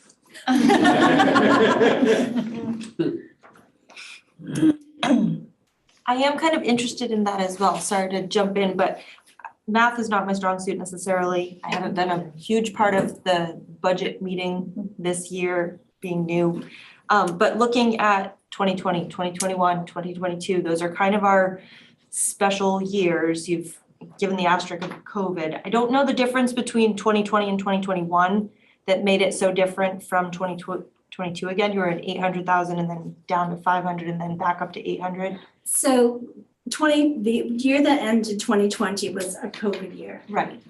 And then when we came back, we were kind of in and out the following year. And then last year was the year that we had a ton of positions for which we could not find people. We could not hire. So there were positions that went unfilled and there were monies in the budget. And that was different from 2021? They weren't fully back. 2021. You weren't fully back yet, so Right, a lot of those right. positions saved Okay. money. There was money savings Okay. because you weren't fully back and you're doing a lot of remote that year. So you didn't have a lot of the, Okay. I would assume there's probably. Honestly, I have a sheet that tells me where our over and unders were. I didn't look at it before coming down. But I do know that COVID what created quite an anomaly. Sure.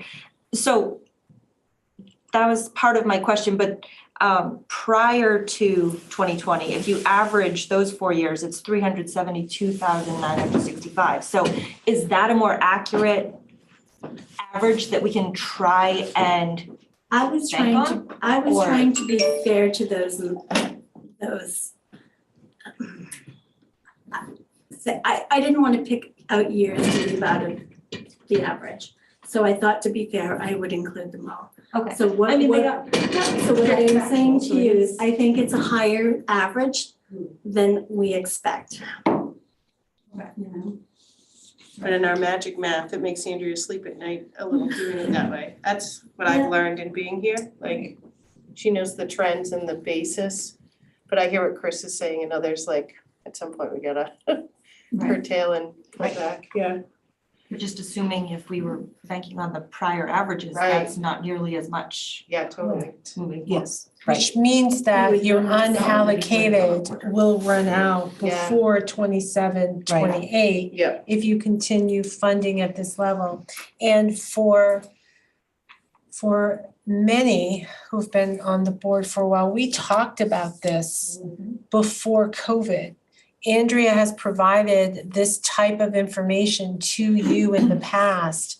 And the message she sent to us before COVID was the same as tonight.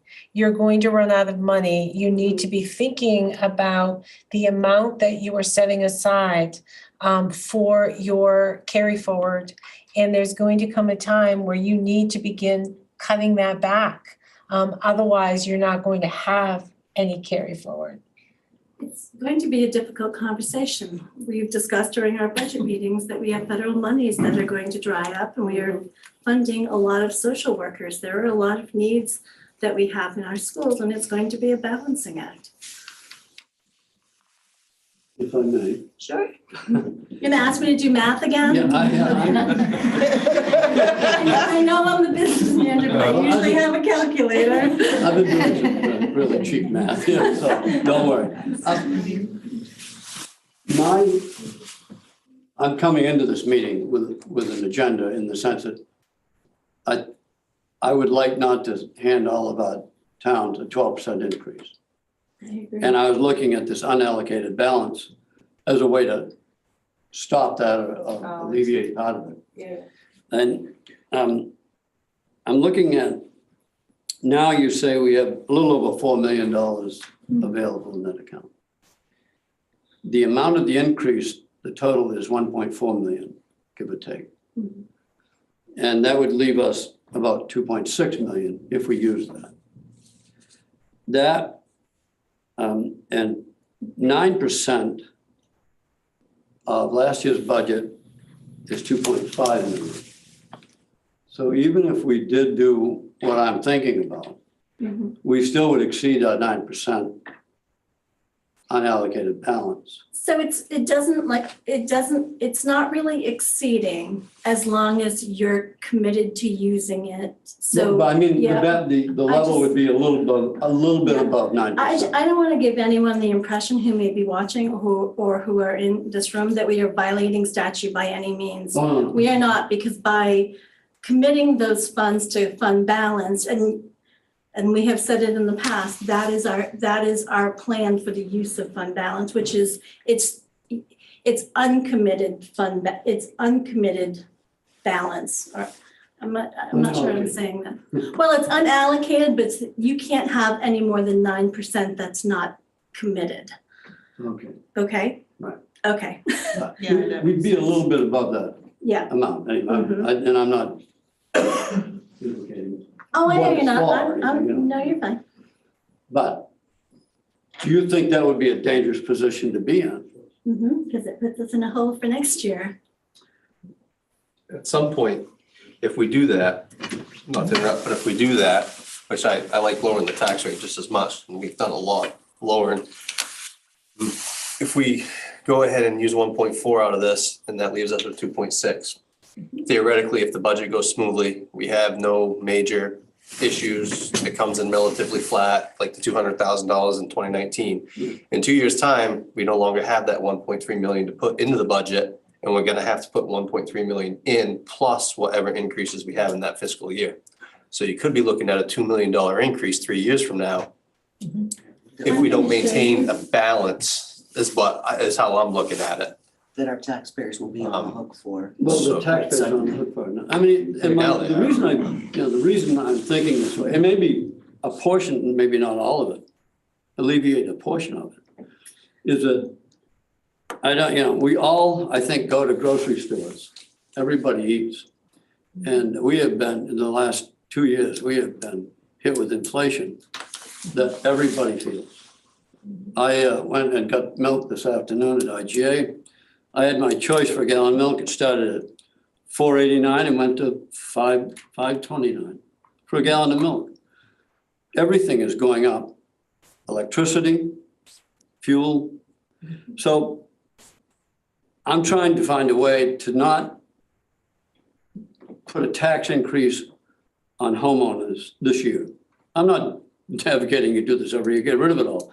But I mean, they've got enough, the people that we represent have enough financial pressure on them. If there's a way we can ease it by not increasing the school budget onto the local communities, I would like to do it. Even if we only do part of it. I mean, I know that, I don't want to put us in critical condition. I want you to see what that's going to look like because I did that scenario. I struggle with screen sharing.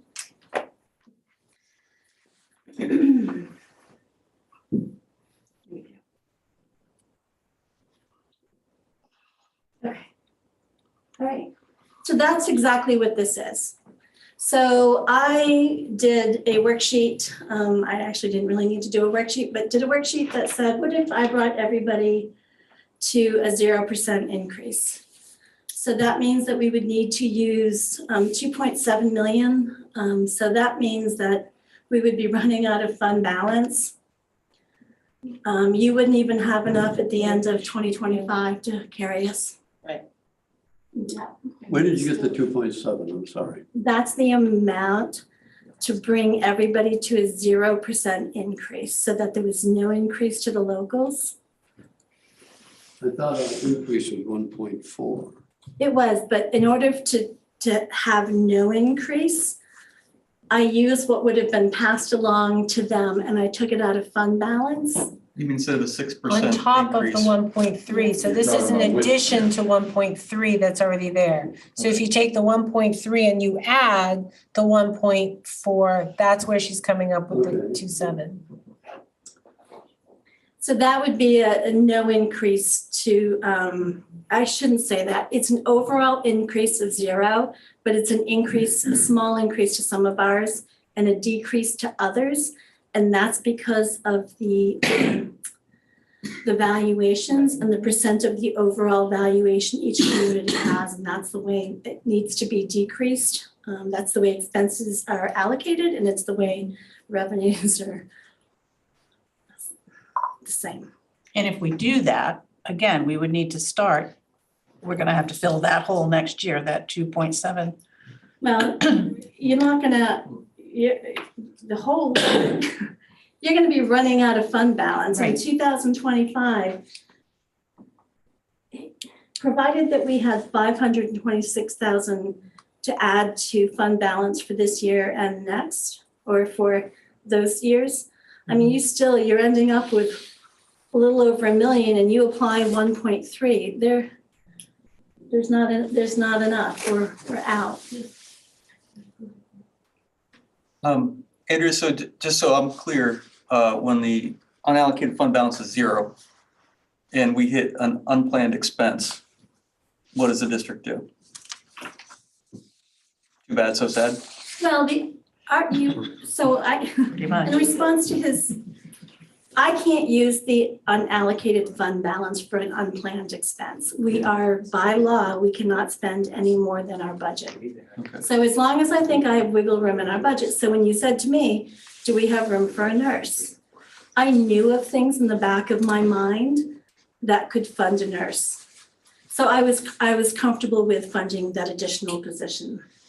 But there is not a lot of, there are not, we budget, there is not a lot of wiggle room, folks. Two follow-up questions if you can stand it. So in your professional opinion, what's an appropriate revolving fund balance to target for? Is it up here in the 5 million range? Is it actually around the 300 range? You know, I Sorry, really, 3 million range? I really, Because I'll tell you why I'm waffling a little bit. It's, you know, inflation in consumables and energy is north of 10% this past year. All that purchase value lost a lot of value just by sitting in an unused fund. And if it brings down the tax rate, there's an argument there. But really, it comes back to what size safety net does the staff and yourself think is appropriate to maintain? Because it's either, for the taxpayer, it's pay me now or pay me later. It's gonna come back onto the balance sheet at some point. you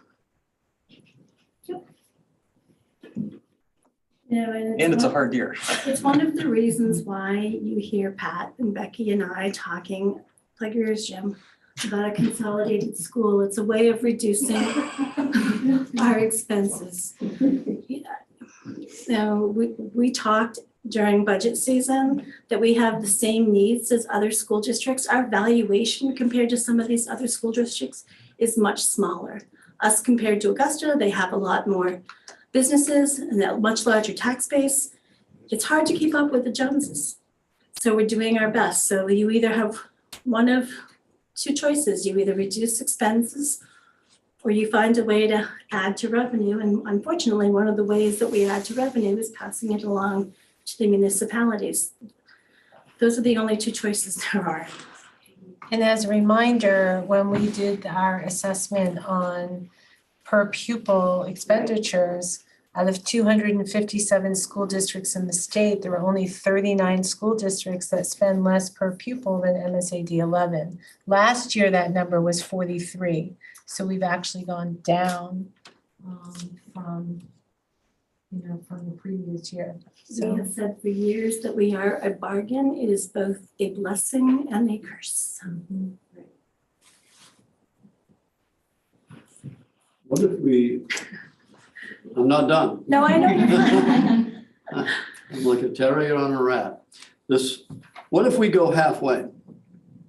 What if we, instead of 1.4, go 0.7, 750,000? And it would reduce the impact to our citizens that have to pay property taxes. How would that again put us in critical territory within 2 years? You probably wouldn't be running out in 2 years, maybe 3. however, we are being advised that next year, the revenue that school districts are going to receive from the state is not going to be a lot more than the revenue that we received this year. So as we think about all of those costs that we will incur next year, salary increases, health insurance, utilities, we're most likely not going to get enough revenue to offset that. That means the difference will have to go back to the taxpayer. So you're going to have that increase. You're now going to have $700,000 because we're not going to be able to pick that up. So it's just keeping in mind that that number and that impact to the taxpayer is only going to get larger. The other piece is we're in a pretty, it's a big budget increase this year. But I think it was said earlier in this meeting that there's a lot of federal funds drying up for next year. And we're funding social workers out of those federal funds. And next year might be the time where we have to really look at the number that we're putting. Because if we decide to fund those positions to continue them, those are significant increases in the budget. So we do have a lot of problem is we got a lot of expenditures coming up that we don't have in our normal budget right now. Correct. So it's, you gotta, I don't know, I don't have to have a right answer what's right or wrong, but That was kind of the question, is, do we know what those, I know we don't know when they're drying up, but is there any anticipated? They're gone now. They're gone? The ARP funds are gone, so we have to spend them. They will be gone by the end of the 24. Next year. June 24. So we And have them in. so we know what those current expenses are we, We do know what those current expenses are. and they are currently paid, but will we be able to continue? Well, we don't know. I mean, that's the question. That's the question. And some of the work that has to be done behind the scenes. We've talked about that a little bit as we look at, I'm gonna pick on the middle school. So as we look at the middle school, for example, our current enrollment in grade 5, there are 40 fewer students than the current grade 6. So as 6 moves to 7 and we have a smaller grade 5 come in, we're gonna need to be doing a little work about that configuration. What is that going to look like as our enrollment decreases? Grade 4, current grade 4 is the same size as grade 5. So there's another, I think it works out to be about 30 fewer students. So we have work to do behind the scenes to really do some configuration. And there is potentially, there's the possibility that through that reconfiguration, we may be able to redirect some of those funds to cover social workers and some of the other expenses so that we're not adding it to the budget. But we just haven't been able to do that work yet. Somebody asked me what I was most comfortable with. I would be most comfortable with reducing our our carry forward to our budget, but that's an impossible ask. That I don't feel like I'm in a position where I can recommend to you that we pass additional on to the locals beyond what we've already. I see it running out and I don't know how we replace it. We don't. Isn't that the purpose of this fund, is to help alleviate the taxpayer burden? And this year it's alleviating it by 1.3 million. Yep. I completely understand what you're saying, completely.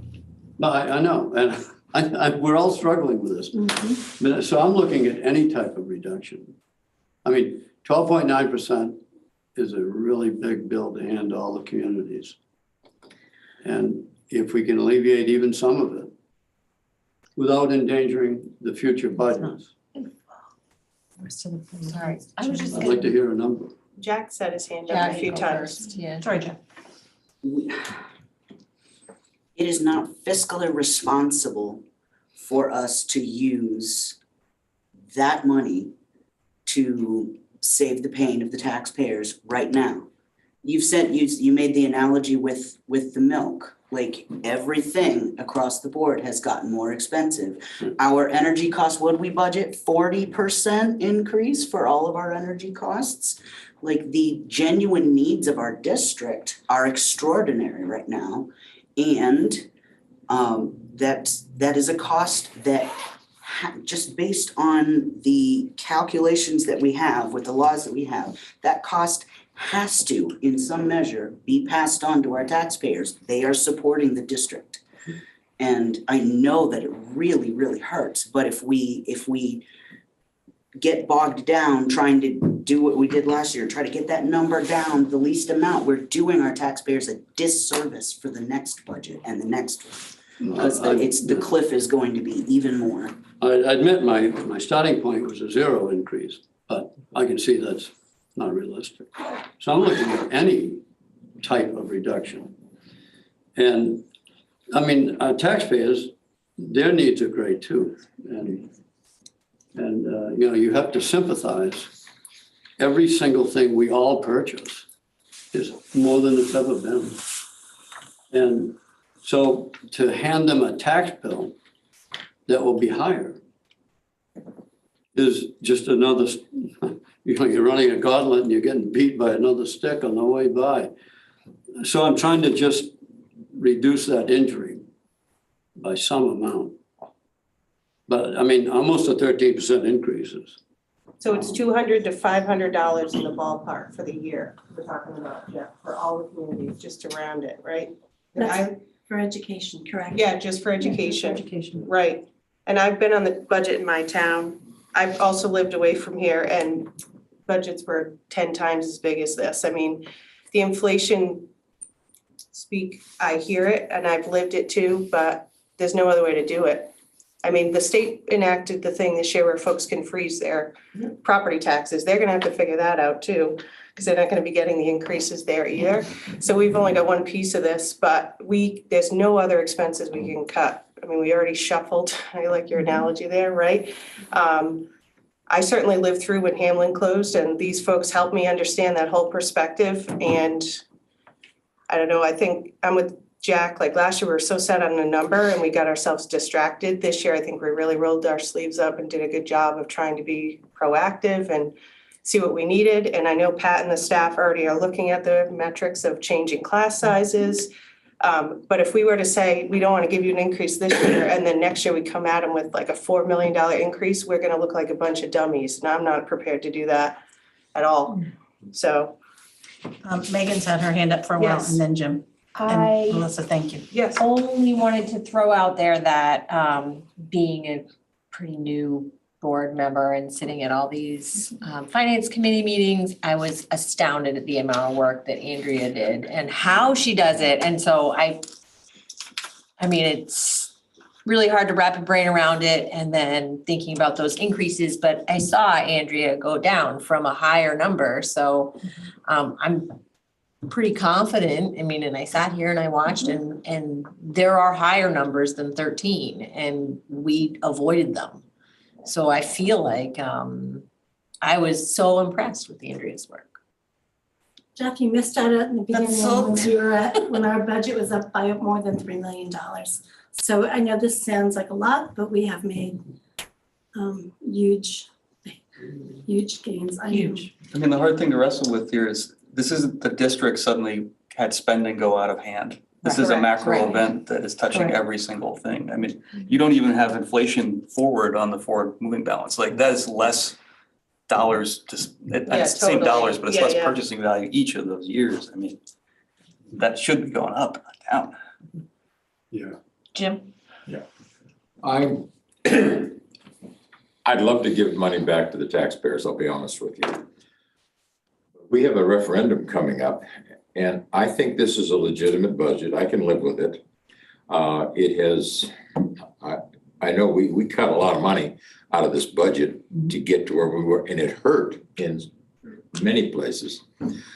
I realize that the fund balance looks like a lot of money back there, but I've been on the committee, I think, 15, 16, whatever, I'm getting out pretty quick, so. 100 years ago, Jim, 100 years. You can build a damn new school when I'm gone. I'll be dead before it's done. No, Anyways, not dead. Not dead. Yeah. I think this budget should pass the way it is. The taxpayers, I think, will support it. I could be wrong. Most of the taxpayers, now, I'm an old guy. I don't have any kids in this district. I have a grandchildren in this district. I'll have one left come next year in this district. And we do pay a lot of taxes. Got a nice piece of property. We've got a couple of nice houses. It is not cheap, but I think most of the people will go in and pass the budget. If I'm wrong, then we will be back here next month worrying about that, but I don't think I am. That's my recommendation and my thoughts. I also want to remind the board that we are at the point that we need to set the budget, or else we're going to need to look at moving the referendum out. There are date frames that we need to follow for the posting of the warrant. So if we don't set the budget tonight, we can't begin the preparation of the warrants for next week. And there needs to be so many days between the warrants being posted and the budget meeting and the referendum. So if we want to continue to work on the budget, we can, but I just want you to be aware that it will have implications as far as the meeting and the referendum. The towns need to have, they need to add into their budgets too. I'm glad this slide is up actually right now because it just goes down to the per household. Yes. And that's really important for people to realize. And yes, we were at more than a 20% when we started. And while the kids are our responsibility, not that the taxpayers don't matter. The taxpayers absolutely do matter. They absolutely matter because they're the ones that are supporting our students financially. However, we have work that we have to do. We are responsible for the needs of the kids, of every student within the district. And so I want to look at this like we're partnering with our taxpayers. Not that we're doing something to them, but that we are understanding together. We understand inflation. We've built it into our budget. We've paid 40% higher electricity rates, 40% higher gas, propane, and oil rates through all of this. We, as a district, have been doing that just in the same way as the taxpayers have been doing. So I appreciate so much the partnership that we try to create with our taxpayers. And I want to believe that somehow we can together want what's best for our kids, because somebody wanted what was best for me when I was going to school. And it's, our kids aren't cheap, and I don't want to be cheap. I want to personally make sure that we have what we need in place. And as you were saying earlier, we don't have enough to meet all the needs. And that hurts my heart, because The biggest cuts was to the special ed department. and we need help in our special ed department, and we need to be able to find staff. We need to be able to find special ed teachers. And that's an issue that we've really, really struggled with. So I understand the financial pieces of it. I completely get it. But I am committed to our students first. That's our job and our role. And I want to believe that we have a partnership with our community, and that they will understand, that they will ask questions, and that they will vote for this budget, because it's a good budget, and we have a business manager who doesn't stand up all day long, because she's working so hard to make sure that we're okay, and that we're better than okay, that we can continue to do this year over year over year. So somebody else go ahead and speak, but I want to make sure we talk about the partnership with our community, because we couldn't do this without it. Jeff, the thing that I think nobody said out loud yet is, like, I think we're all concerned about those folks who are on fixed income in particular. You know, this is going to hit the hardest on them, but because this is not driven by, school expansion or, adding a lot of unnecessary positions or anything like that, that sort of support or aid, I think, is more appropriate to come from the state or federal level, because they can address it across the board in the same way that the inflation is hitting it. But to ask the school kids to take a hit, it just doesn't sit right with me. Don't misunderstand me. I'm not in any way critiquing the budget as planned. And I'm not advocating for cutting anything at all. I'm delighted we're having a I'm advocating for the use of conversation. money that we are setting. Yeah. For a portion of it to help make the impact on property taxes not go so badly. And because once that hits, they never go back. That type of inflation never goes down. Yeah. So that's my stand on this. I'm not asking for a total erasure, and I realize that's not possible. But I still would prefer to see some measure of adjustment. However, we'll leave it at that. I'll throw out the one more if you can stand it, and I apologize. Andrea and Pat were nice enough to send me the capital projects list. Could you just speak to the condition of the paving section of that? That seemed like, can we move that 1 year out and hope that inflation comes back down? Because I hate big capital projects in a high inflation environment. There are some portions of our school facility grounds that absolutely need to be paved. The largest projects, we've already discussed having a future bond for those.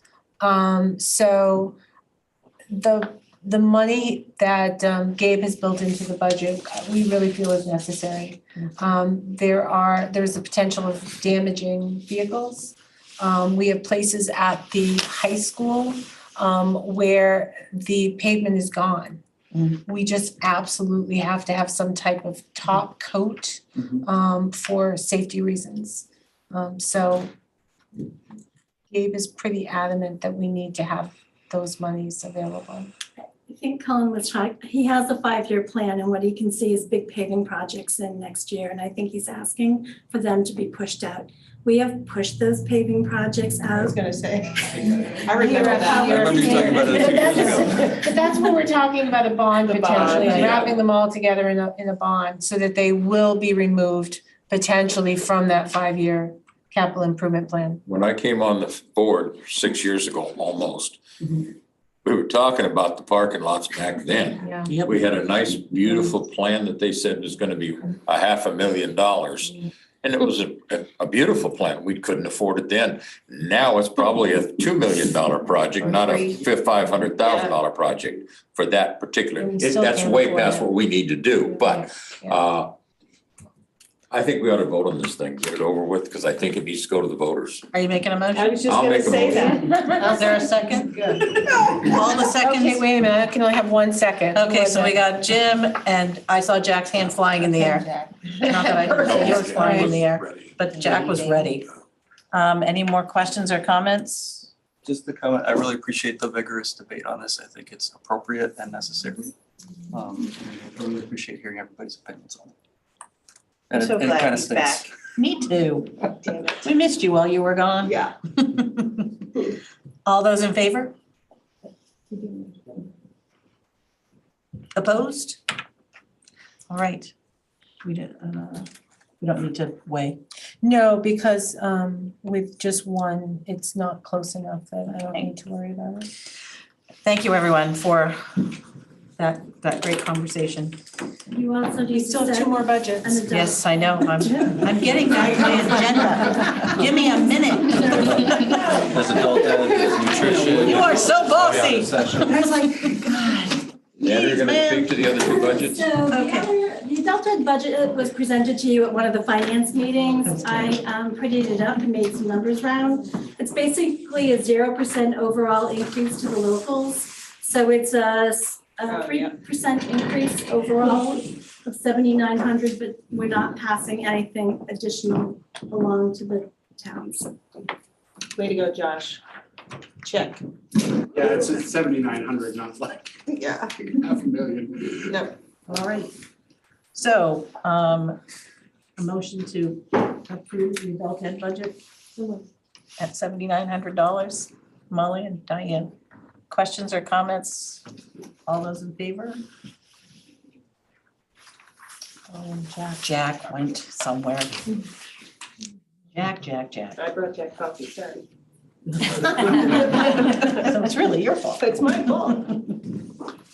Approval for the school nutrition budget. The school nutrition budget was presented at one of, again, the same finance meeting as adult ed. There's no local amount in there at all. It's completely funded by federal and program revenues, state, federal, and program revenues, and a little bit of unallocated fund balance, which is how we reduce part of our budget, so. Motion to approve that. So moved. Tony, second by Cullen. Questions, comments? All those in favor? Jack missed out again. Okay, you made a lot of seconds. Thank you, Andrea. Andrea, thank you so much. Thank you. Can't thank you enough. Discussion on special ed staffing configuration. No, you missed No, one. I missed one. Nope. Yep. The robotics. So you'll see the request in your packet that the advisor for robotics is requesting that you expand robotics. So we can kind of create an elementary team or a couple teams. Currently, your robotics, the Iron Tiger Cubs represent students in grades 6 through 8. And she is requesting that instead we make 2 separate teams, a pre-K through grade 1, and then second, students in grade 2 through 3, and then expand the 6 through 8 to make it 4 through 8. And that would better match their teams that they compete with. And it kind of opens the door for the elementary students. Yeah, they're already interested. Waiting. As a new club in this regard, there is no cost to the district. It is financed right now through their fundraising. So, I mean, I'm certainly in support. There's no transportation for the district. This is all handled by parents after school, oftentimes in the evening, so. Pat, do I recall that there was like a, what was the other one? Was it a Lego one that we added money to? Is there like a rite of passage? We have a high school Okay. robotics and you added money That's what I for was that. thinking. Yeah, Okay. we have a stipend. There is Okay. a budget amount for them. I don't remember the amount, but. It was a middle school and a high school robotics Okay, program. thank The last you. one was the middle school. Yeah, so if they were to come back next year and ask for that, would that be a request or something? It would have to be a request. Okay. It's a 2-year club Okay. process. That's what I recall, okay. Yeah, I think this is a great idea. I motion that we do so as Okay. requested. Moved by Alyssa, second by Meg. Any conversation about that, Mayor? All those in favor? Thank you. Thank you. Now, discussion on special ed staffing configurations. Yeah, so I've asked Alicia just to kind of give you an update. If you recall, throughout the course of the year, there've been a couple positions that we have not been able to fill. There are some needs that we have overall, and so she's just going to give you a brief update on what the plan is for next year. So as I shared earlier, we are looking at reconfiguring staffing. There are reasons for this, so we need to make sure that we're meeting student needs. We're being equitable across the district with regard to caseload sizes. We are abiding by Maine state special ed regulations, all while trying to retain really good staff because we want people to stay to teach our students. So every spring, we look at our numbers across the district. So we look at projected caseload sizes, again, student needs. We take into account staff skill sets. This is typical, and from time to time, we do need to make some shifts with regard to staffing. Sometimes it's teachers and sometimes it's our educational technicians. This year, when we looked at these factors, we kind of had a unique situation or perfect storm, if you will, where we had some unfilled positions. We've had 2 unfilled positions all year, one at Pittston Randolph Consolidated School and the other one at our middle school that we were filling with subs. We've also had some teachers resign, and we've had some caseload sizes for our speech pathologists at capacity. They're hovering around 50 plus, and state regulations is a 50 max. So again, trying to be creative, not adding to our budget. Sarah and I worked really hard to find a way that we could meet the needs while being equitable across the district and again, abiding to state regulations. So we are proposing that we redesign our unfilled teaching position at Pittston and create a 4th speech pathologist position that would certainly bring down our caseload sizes. And it would give us a 4th person to cover middle school and high school solely. And we would also propose that we shift a teaching position in the district to our middle school to focus on ELA. We currently have 2 special educators that teach ELA services or reading services to students at the middle school. Speak up, I'm having a hard time hearing you. Sorry. So we currently have 2 special educators at our middle school that teach ELA reading services to our students. Next year, they would be servicing 60 students between the both of them. That's not doable. So we would look to shift a position to our middle school, not to case manage, but to solely teach reading services to some of our special education students. Any questions? Where does it shift from? What does that mean when you shift? So so what we do is we look at caseload sizes across the district. We find ways to be creative with our teachers. So we may be splitting having one special educator split buildings. And then if we can then take a teacher from another building that perhaps has a smaller caseload, we would shift that position to our middle school. And so that smaller caseload is covered By another teacher that's not in that building. Sorry, that's sort of tracking the movement of the groups of students where we have the larger numbers showing up, right? Is that? Yeah, we have some buildings this year across the district. We have 2 buildings that have really low caseload sizes, which is great, right? That's something that we want for our special education teachers. We want their caseload sizes to be low, so it's more manageable and they can provide more targeted, instruction to our students. However, again, like with our predicament where we've had unfilled positions, all year long, and then we have a large, pocket of students requiring services in another setting, and we're able to make that move, that's where we look to do that, again, without increasing the budget. Jim. Yeah, did I misunderstand? You said you're going to take a teacher out of Pittston Randolph? So we have 2 special ed positions at Pittston Randolph. One of them has been filled with a sub all year. We haven't been able to fill it. Yeah. I would be proposing to take that special ed position that we haven't been able to fill and create a 4th speech and language pathology position. And what will that do to the caseload of the teacher left there? So the teacher left at Pittston would have a caseload of 17. State regulations is 35. Okay. Which is then, if you're looking at caseload sizes across the district, high school teachers, middle school teachers, other buildings, it's all within 2 or 3 students. Okay.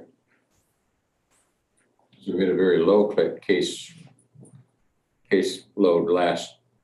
this current year. If we had 2 teachers, Yes, even though it was a sub, we still had 2. Yep. They would be handling. Who did the paperwork for that sub? We were very fortunate that our sub was a retired special education teacher who still had her certification. Okay. Good. So we really lucked out with that. Yeah.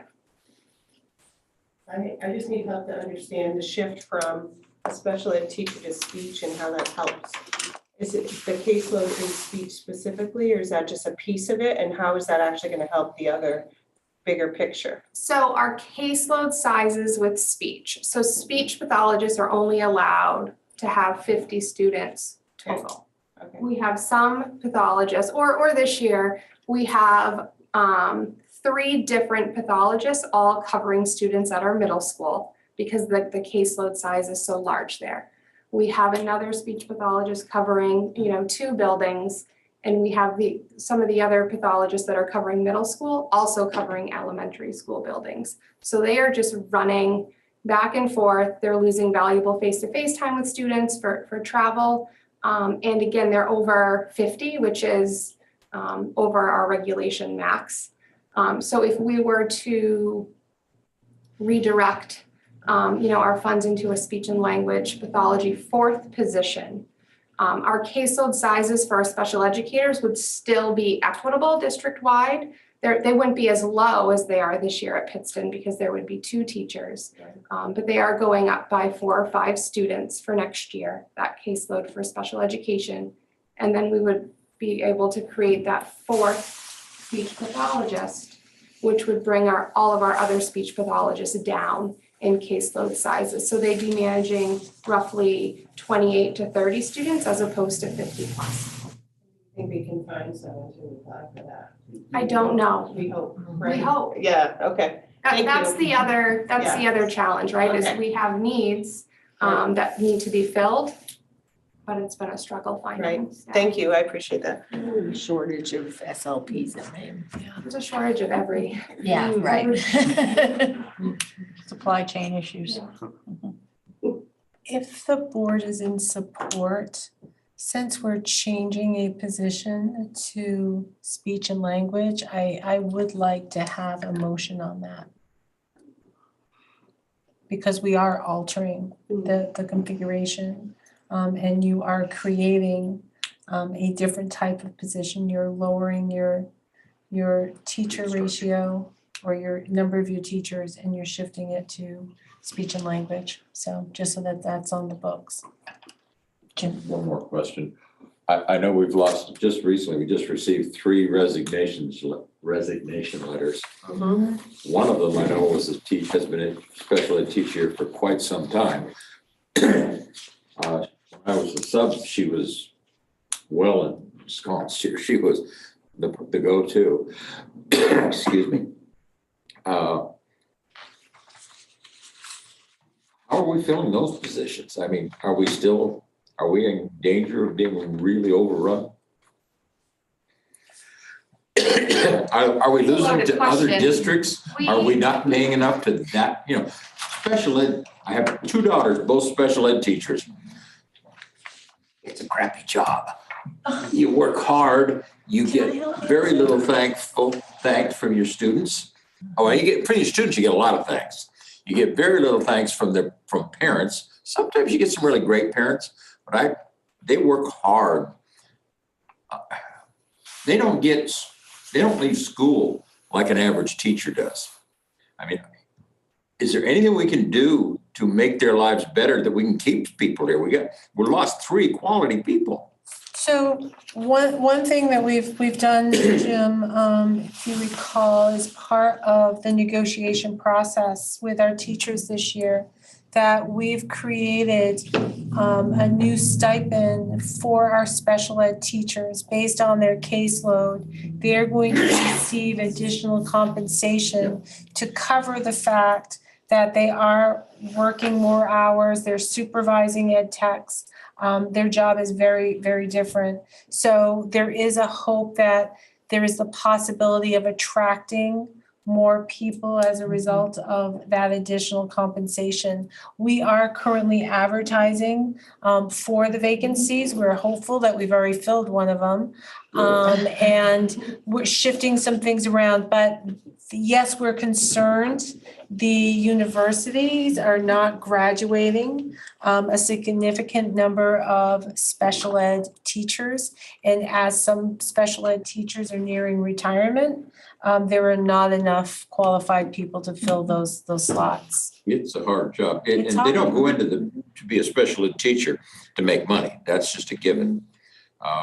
It's because they like to help students. If they could teach without having to do the paperwork, Oh, yeah, I know. it would be much easier to retain people and teach really good. Can you hire someone to just do their paperwork? Yes. Yeah, right, like We some can, but districts do. we've talked models about like that. Yeah, some That's districts do. usually an administrative position. As well, they would carry a really large caseload. And we would need 2 at a minimum to cover the district. So that's why we went with the stipends in hoping that will help compensate. Right. Otherwise, Yep. it was gonna cost about $200,000 off the top just to try to get 2 administrators who would oversee special ed. We didn't add a $200,000 stipend. No, we did not add $200 for I know we didn't. It's just a curiosity question, but if we shift a position from a special ed, it was a special ed teacher to a speech pathologist, is a substitute able to cover a speech pathologist position the same way a substitute is? No, typically if a speech pathologist is out, a student or students will go without services for that day. They're made up throughout the week, but we wouldn't put a sub in place. So is there any, I guess I'm just wondering, if we can't fill the 4th speech pathologist, do we go down a teacher and have a vacancy? No, actually, probably what we would do is that there are contracted services out there for certain types of services, not for a classroom teacher, but there are contracted services for speech language.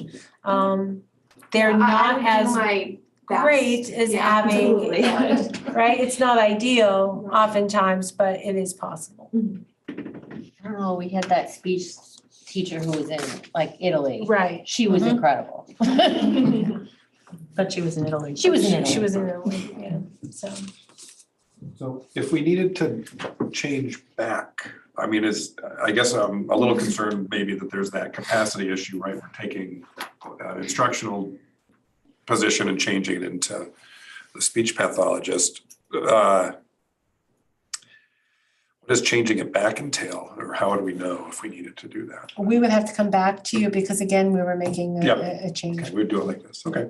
However, Tony, special ed is special ed. So when you look at the expenditure articles, the state breaks them out in a certain way. That's right. All of the special ed teachers, as well as the speech pathologists, are all part of special ed. Okay, yep. I remember now that you said that, yeah, that makes sense. Cool, thank you. So we need a motion to actually make that position change. So I would move that, we make that special ed staffing configuration change. I will second that. And Meg will second. Any further questions or comments? All those in favor? Motion carries. Thank you. Thank you, Alicia. Strategic plan update. All that I have for an update is we received the written report from Jennifer this week. So we have not necessarily had a chance to read it yet, but we have received the draft. A meeting has been scheduled for Monday with Becky, Angela, and myself to review that report. So we'll have more information that we can share with you after we've had an opportunity to discuss it with her and begin discussing next steps. Yep. Excellent. Board chair report. Mark your calendars, everyone who is able.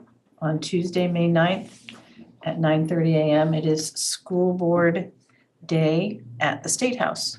So you will be in the rotunda and be recognized there. So if you're able to come and be a part of that, I would welcome you there. And parking might be an issue, so And it said they wanted you to meet in the Cross building. yes, and then go on, just, yeah, and go in across. the tunnel. Yeah, go. Do you know about how long? Is it a No, it'll probably be They wanna take an a hour. picture. They wanna take like a group Right, picture, so I they'll think. put you on the stairs and, you know, It was last year, it was only a handful. I know I couldn't make it, but I'm trying like Mm-hmm. heck to do it this year. We have an orthodontist appointment like right across the street, so we. There you go. Bring it Right right in. yeah, so it's not a long event. It's just another, and it's also a nice opportunity to see other people that do what we do. See who looks more tired, us or them. We need to set a date next week for a special board meeting to sign all the warrants. And then there's a second small thing that we need to Yes, do we at may that. be talking at that point about a lighting retrofit. Is that, I think that you and I need to talk with our attorney. okay, before we decide that? Okay, there's the possibility of a second item. We'll have to get back to you, but we do need to have a special meeting so you can sign those 100, how many pages? Oh my God. Gazillion. Yeah, gazillion, Sign your name a gazillion times. warrants so that we can get those posted. Yeah. Andrea, how much time do you need? I need time for Greg to prepare the warrants and I need to be able to post the warrant. I can only post for 3 days after it's signed. So the earliest would be, the best day would be Thursday if that's workable for everyone. Okay, looking at my calendar, I would say Thursday is probably the best day for me as well. How soon can we schedule that meeting, like as early as 5:30? Can we do a 5:30? Portland on Thursday. Okay, as long as we have a majority. Okay, good. Yeah. 5:30? 11? That is the Yeah. 11th, 5:30, and it will only take as long as it takes you to sign 100 pieces of paper. Can we do, is there any way to do 5, Pat? We can, I know Jack can't do 5. No, but Do we have to convene at once? we don't have to all be here at once, right? No, Right. no, if the, At some point, there needs to be a motion made I think that you can still sign the warrants, if you were not there for the motion, but let me double check with Greg on that. I was gonna say, if I can come through in the morning before I head to Portland, I will do that, but if you have more people physically here in the I evening. know that during COVID, the rules changed, and I Yeah. just wanna make Okay. sure what They they have are changed now. back. Thank you. Yeah, we don't wanna get in trouble. Exactly. Right. You can't I use a stamp. can't sign 100 pieces of paper anymore. It's impossible for me to do so. As soon as if I try doing 10 or 12 of them, my hand's gonna cramp to this. So if we can do it in the morning, I would be happy to come. I can do lunch and I can come rest and relax, let my hands exercise. But I can't come in and try to get 100 signatures in at one time. Not gonna happen. All right. Let Andrea will check with our attorney, see how much flexibility we have. And Andrea, you will send an email out to the board I will. to let them know? Thank you. Perfect. But in the meantime, please mark your calendar for, say, 5:00, and we may have to shift that around a little bit, but next Thursday at 5. Well, also, committee assignments are coming to an email near you.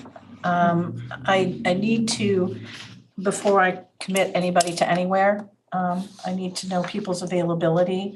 Colin, I need to sort of figure out your availability, Megan, Molly, and Jeff. If we can just do that. I do need to do some shifting. We need to get more people on policy. We need to look at curriculum. Anybody who has a 3:30 availability. We just need to, and if you're interested, I also don't want to put people where you don't want to be. So if you can. I like where I am selfishly.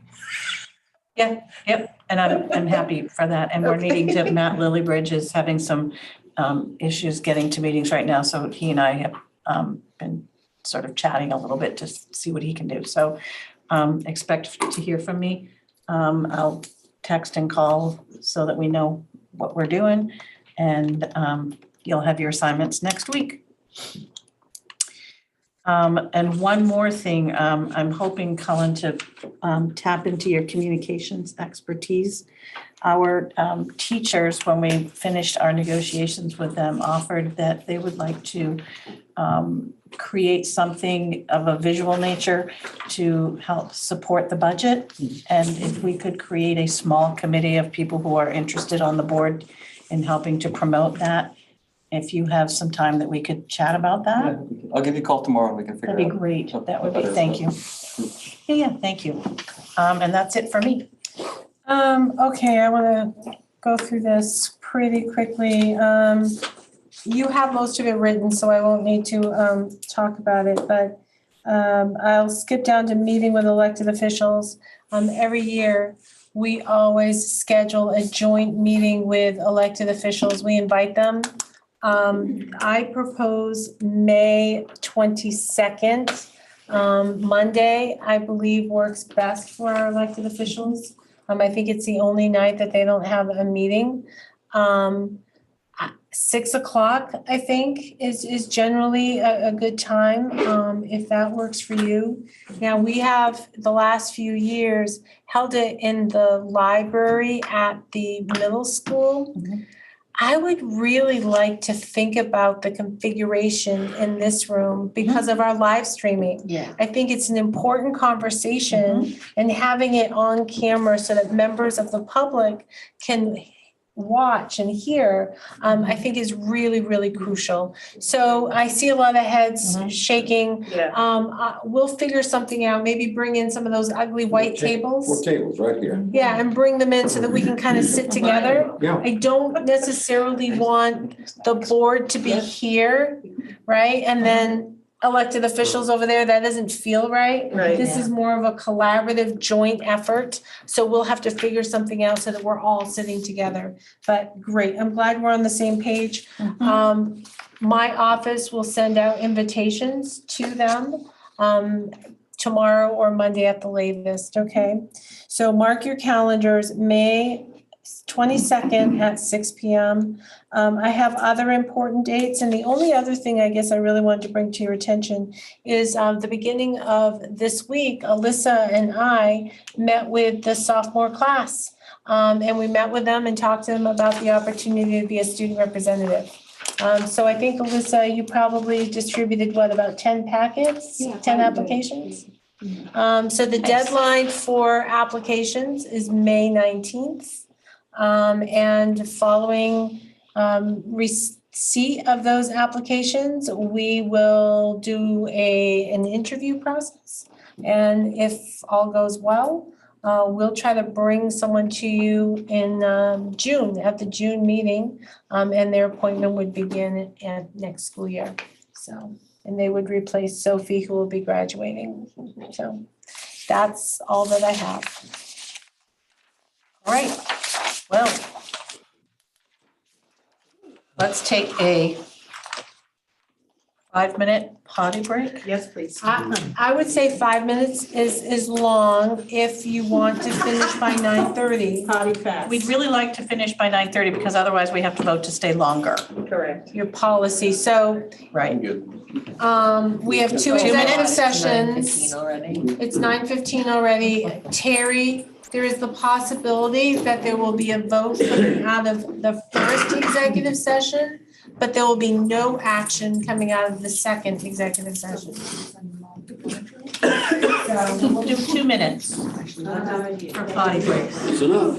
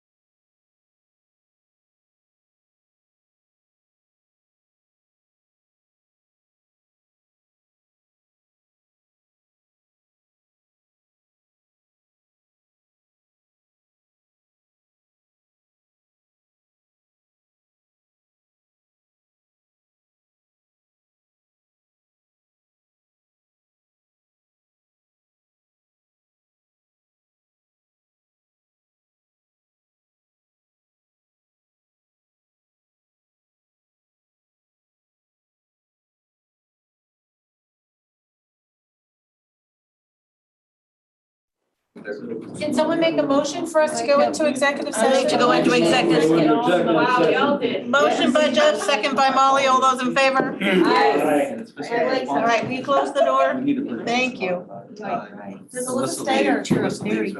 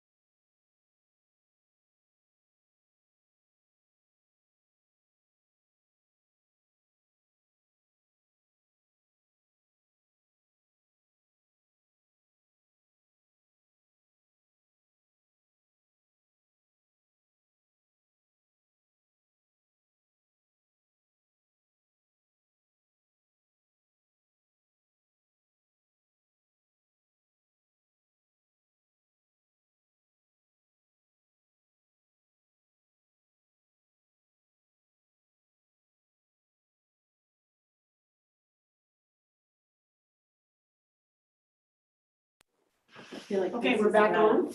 Okay. Jim? I move that we grant an extension, is it, or Waiver. an exception to the Sick bank Sick policy bank and policy. food service service contract. contract. Second. Every fourth word. Second by Jeff. Questions or comments?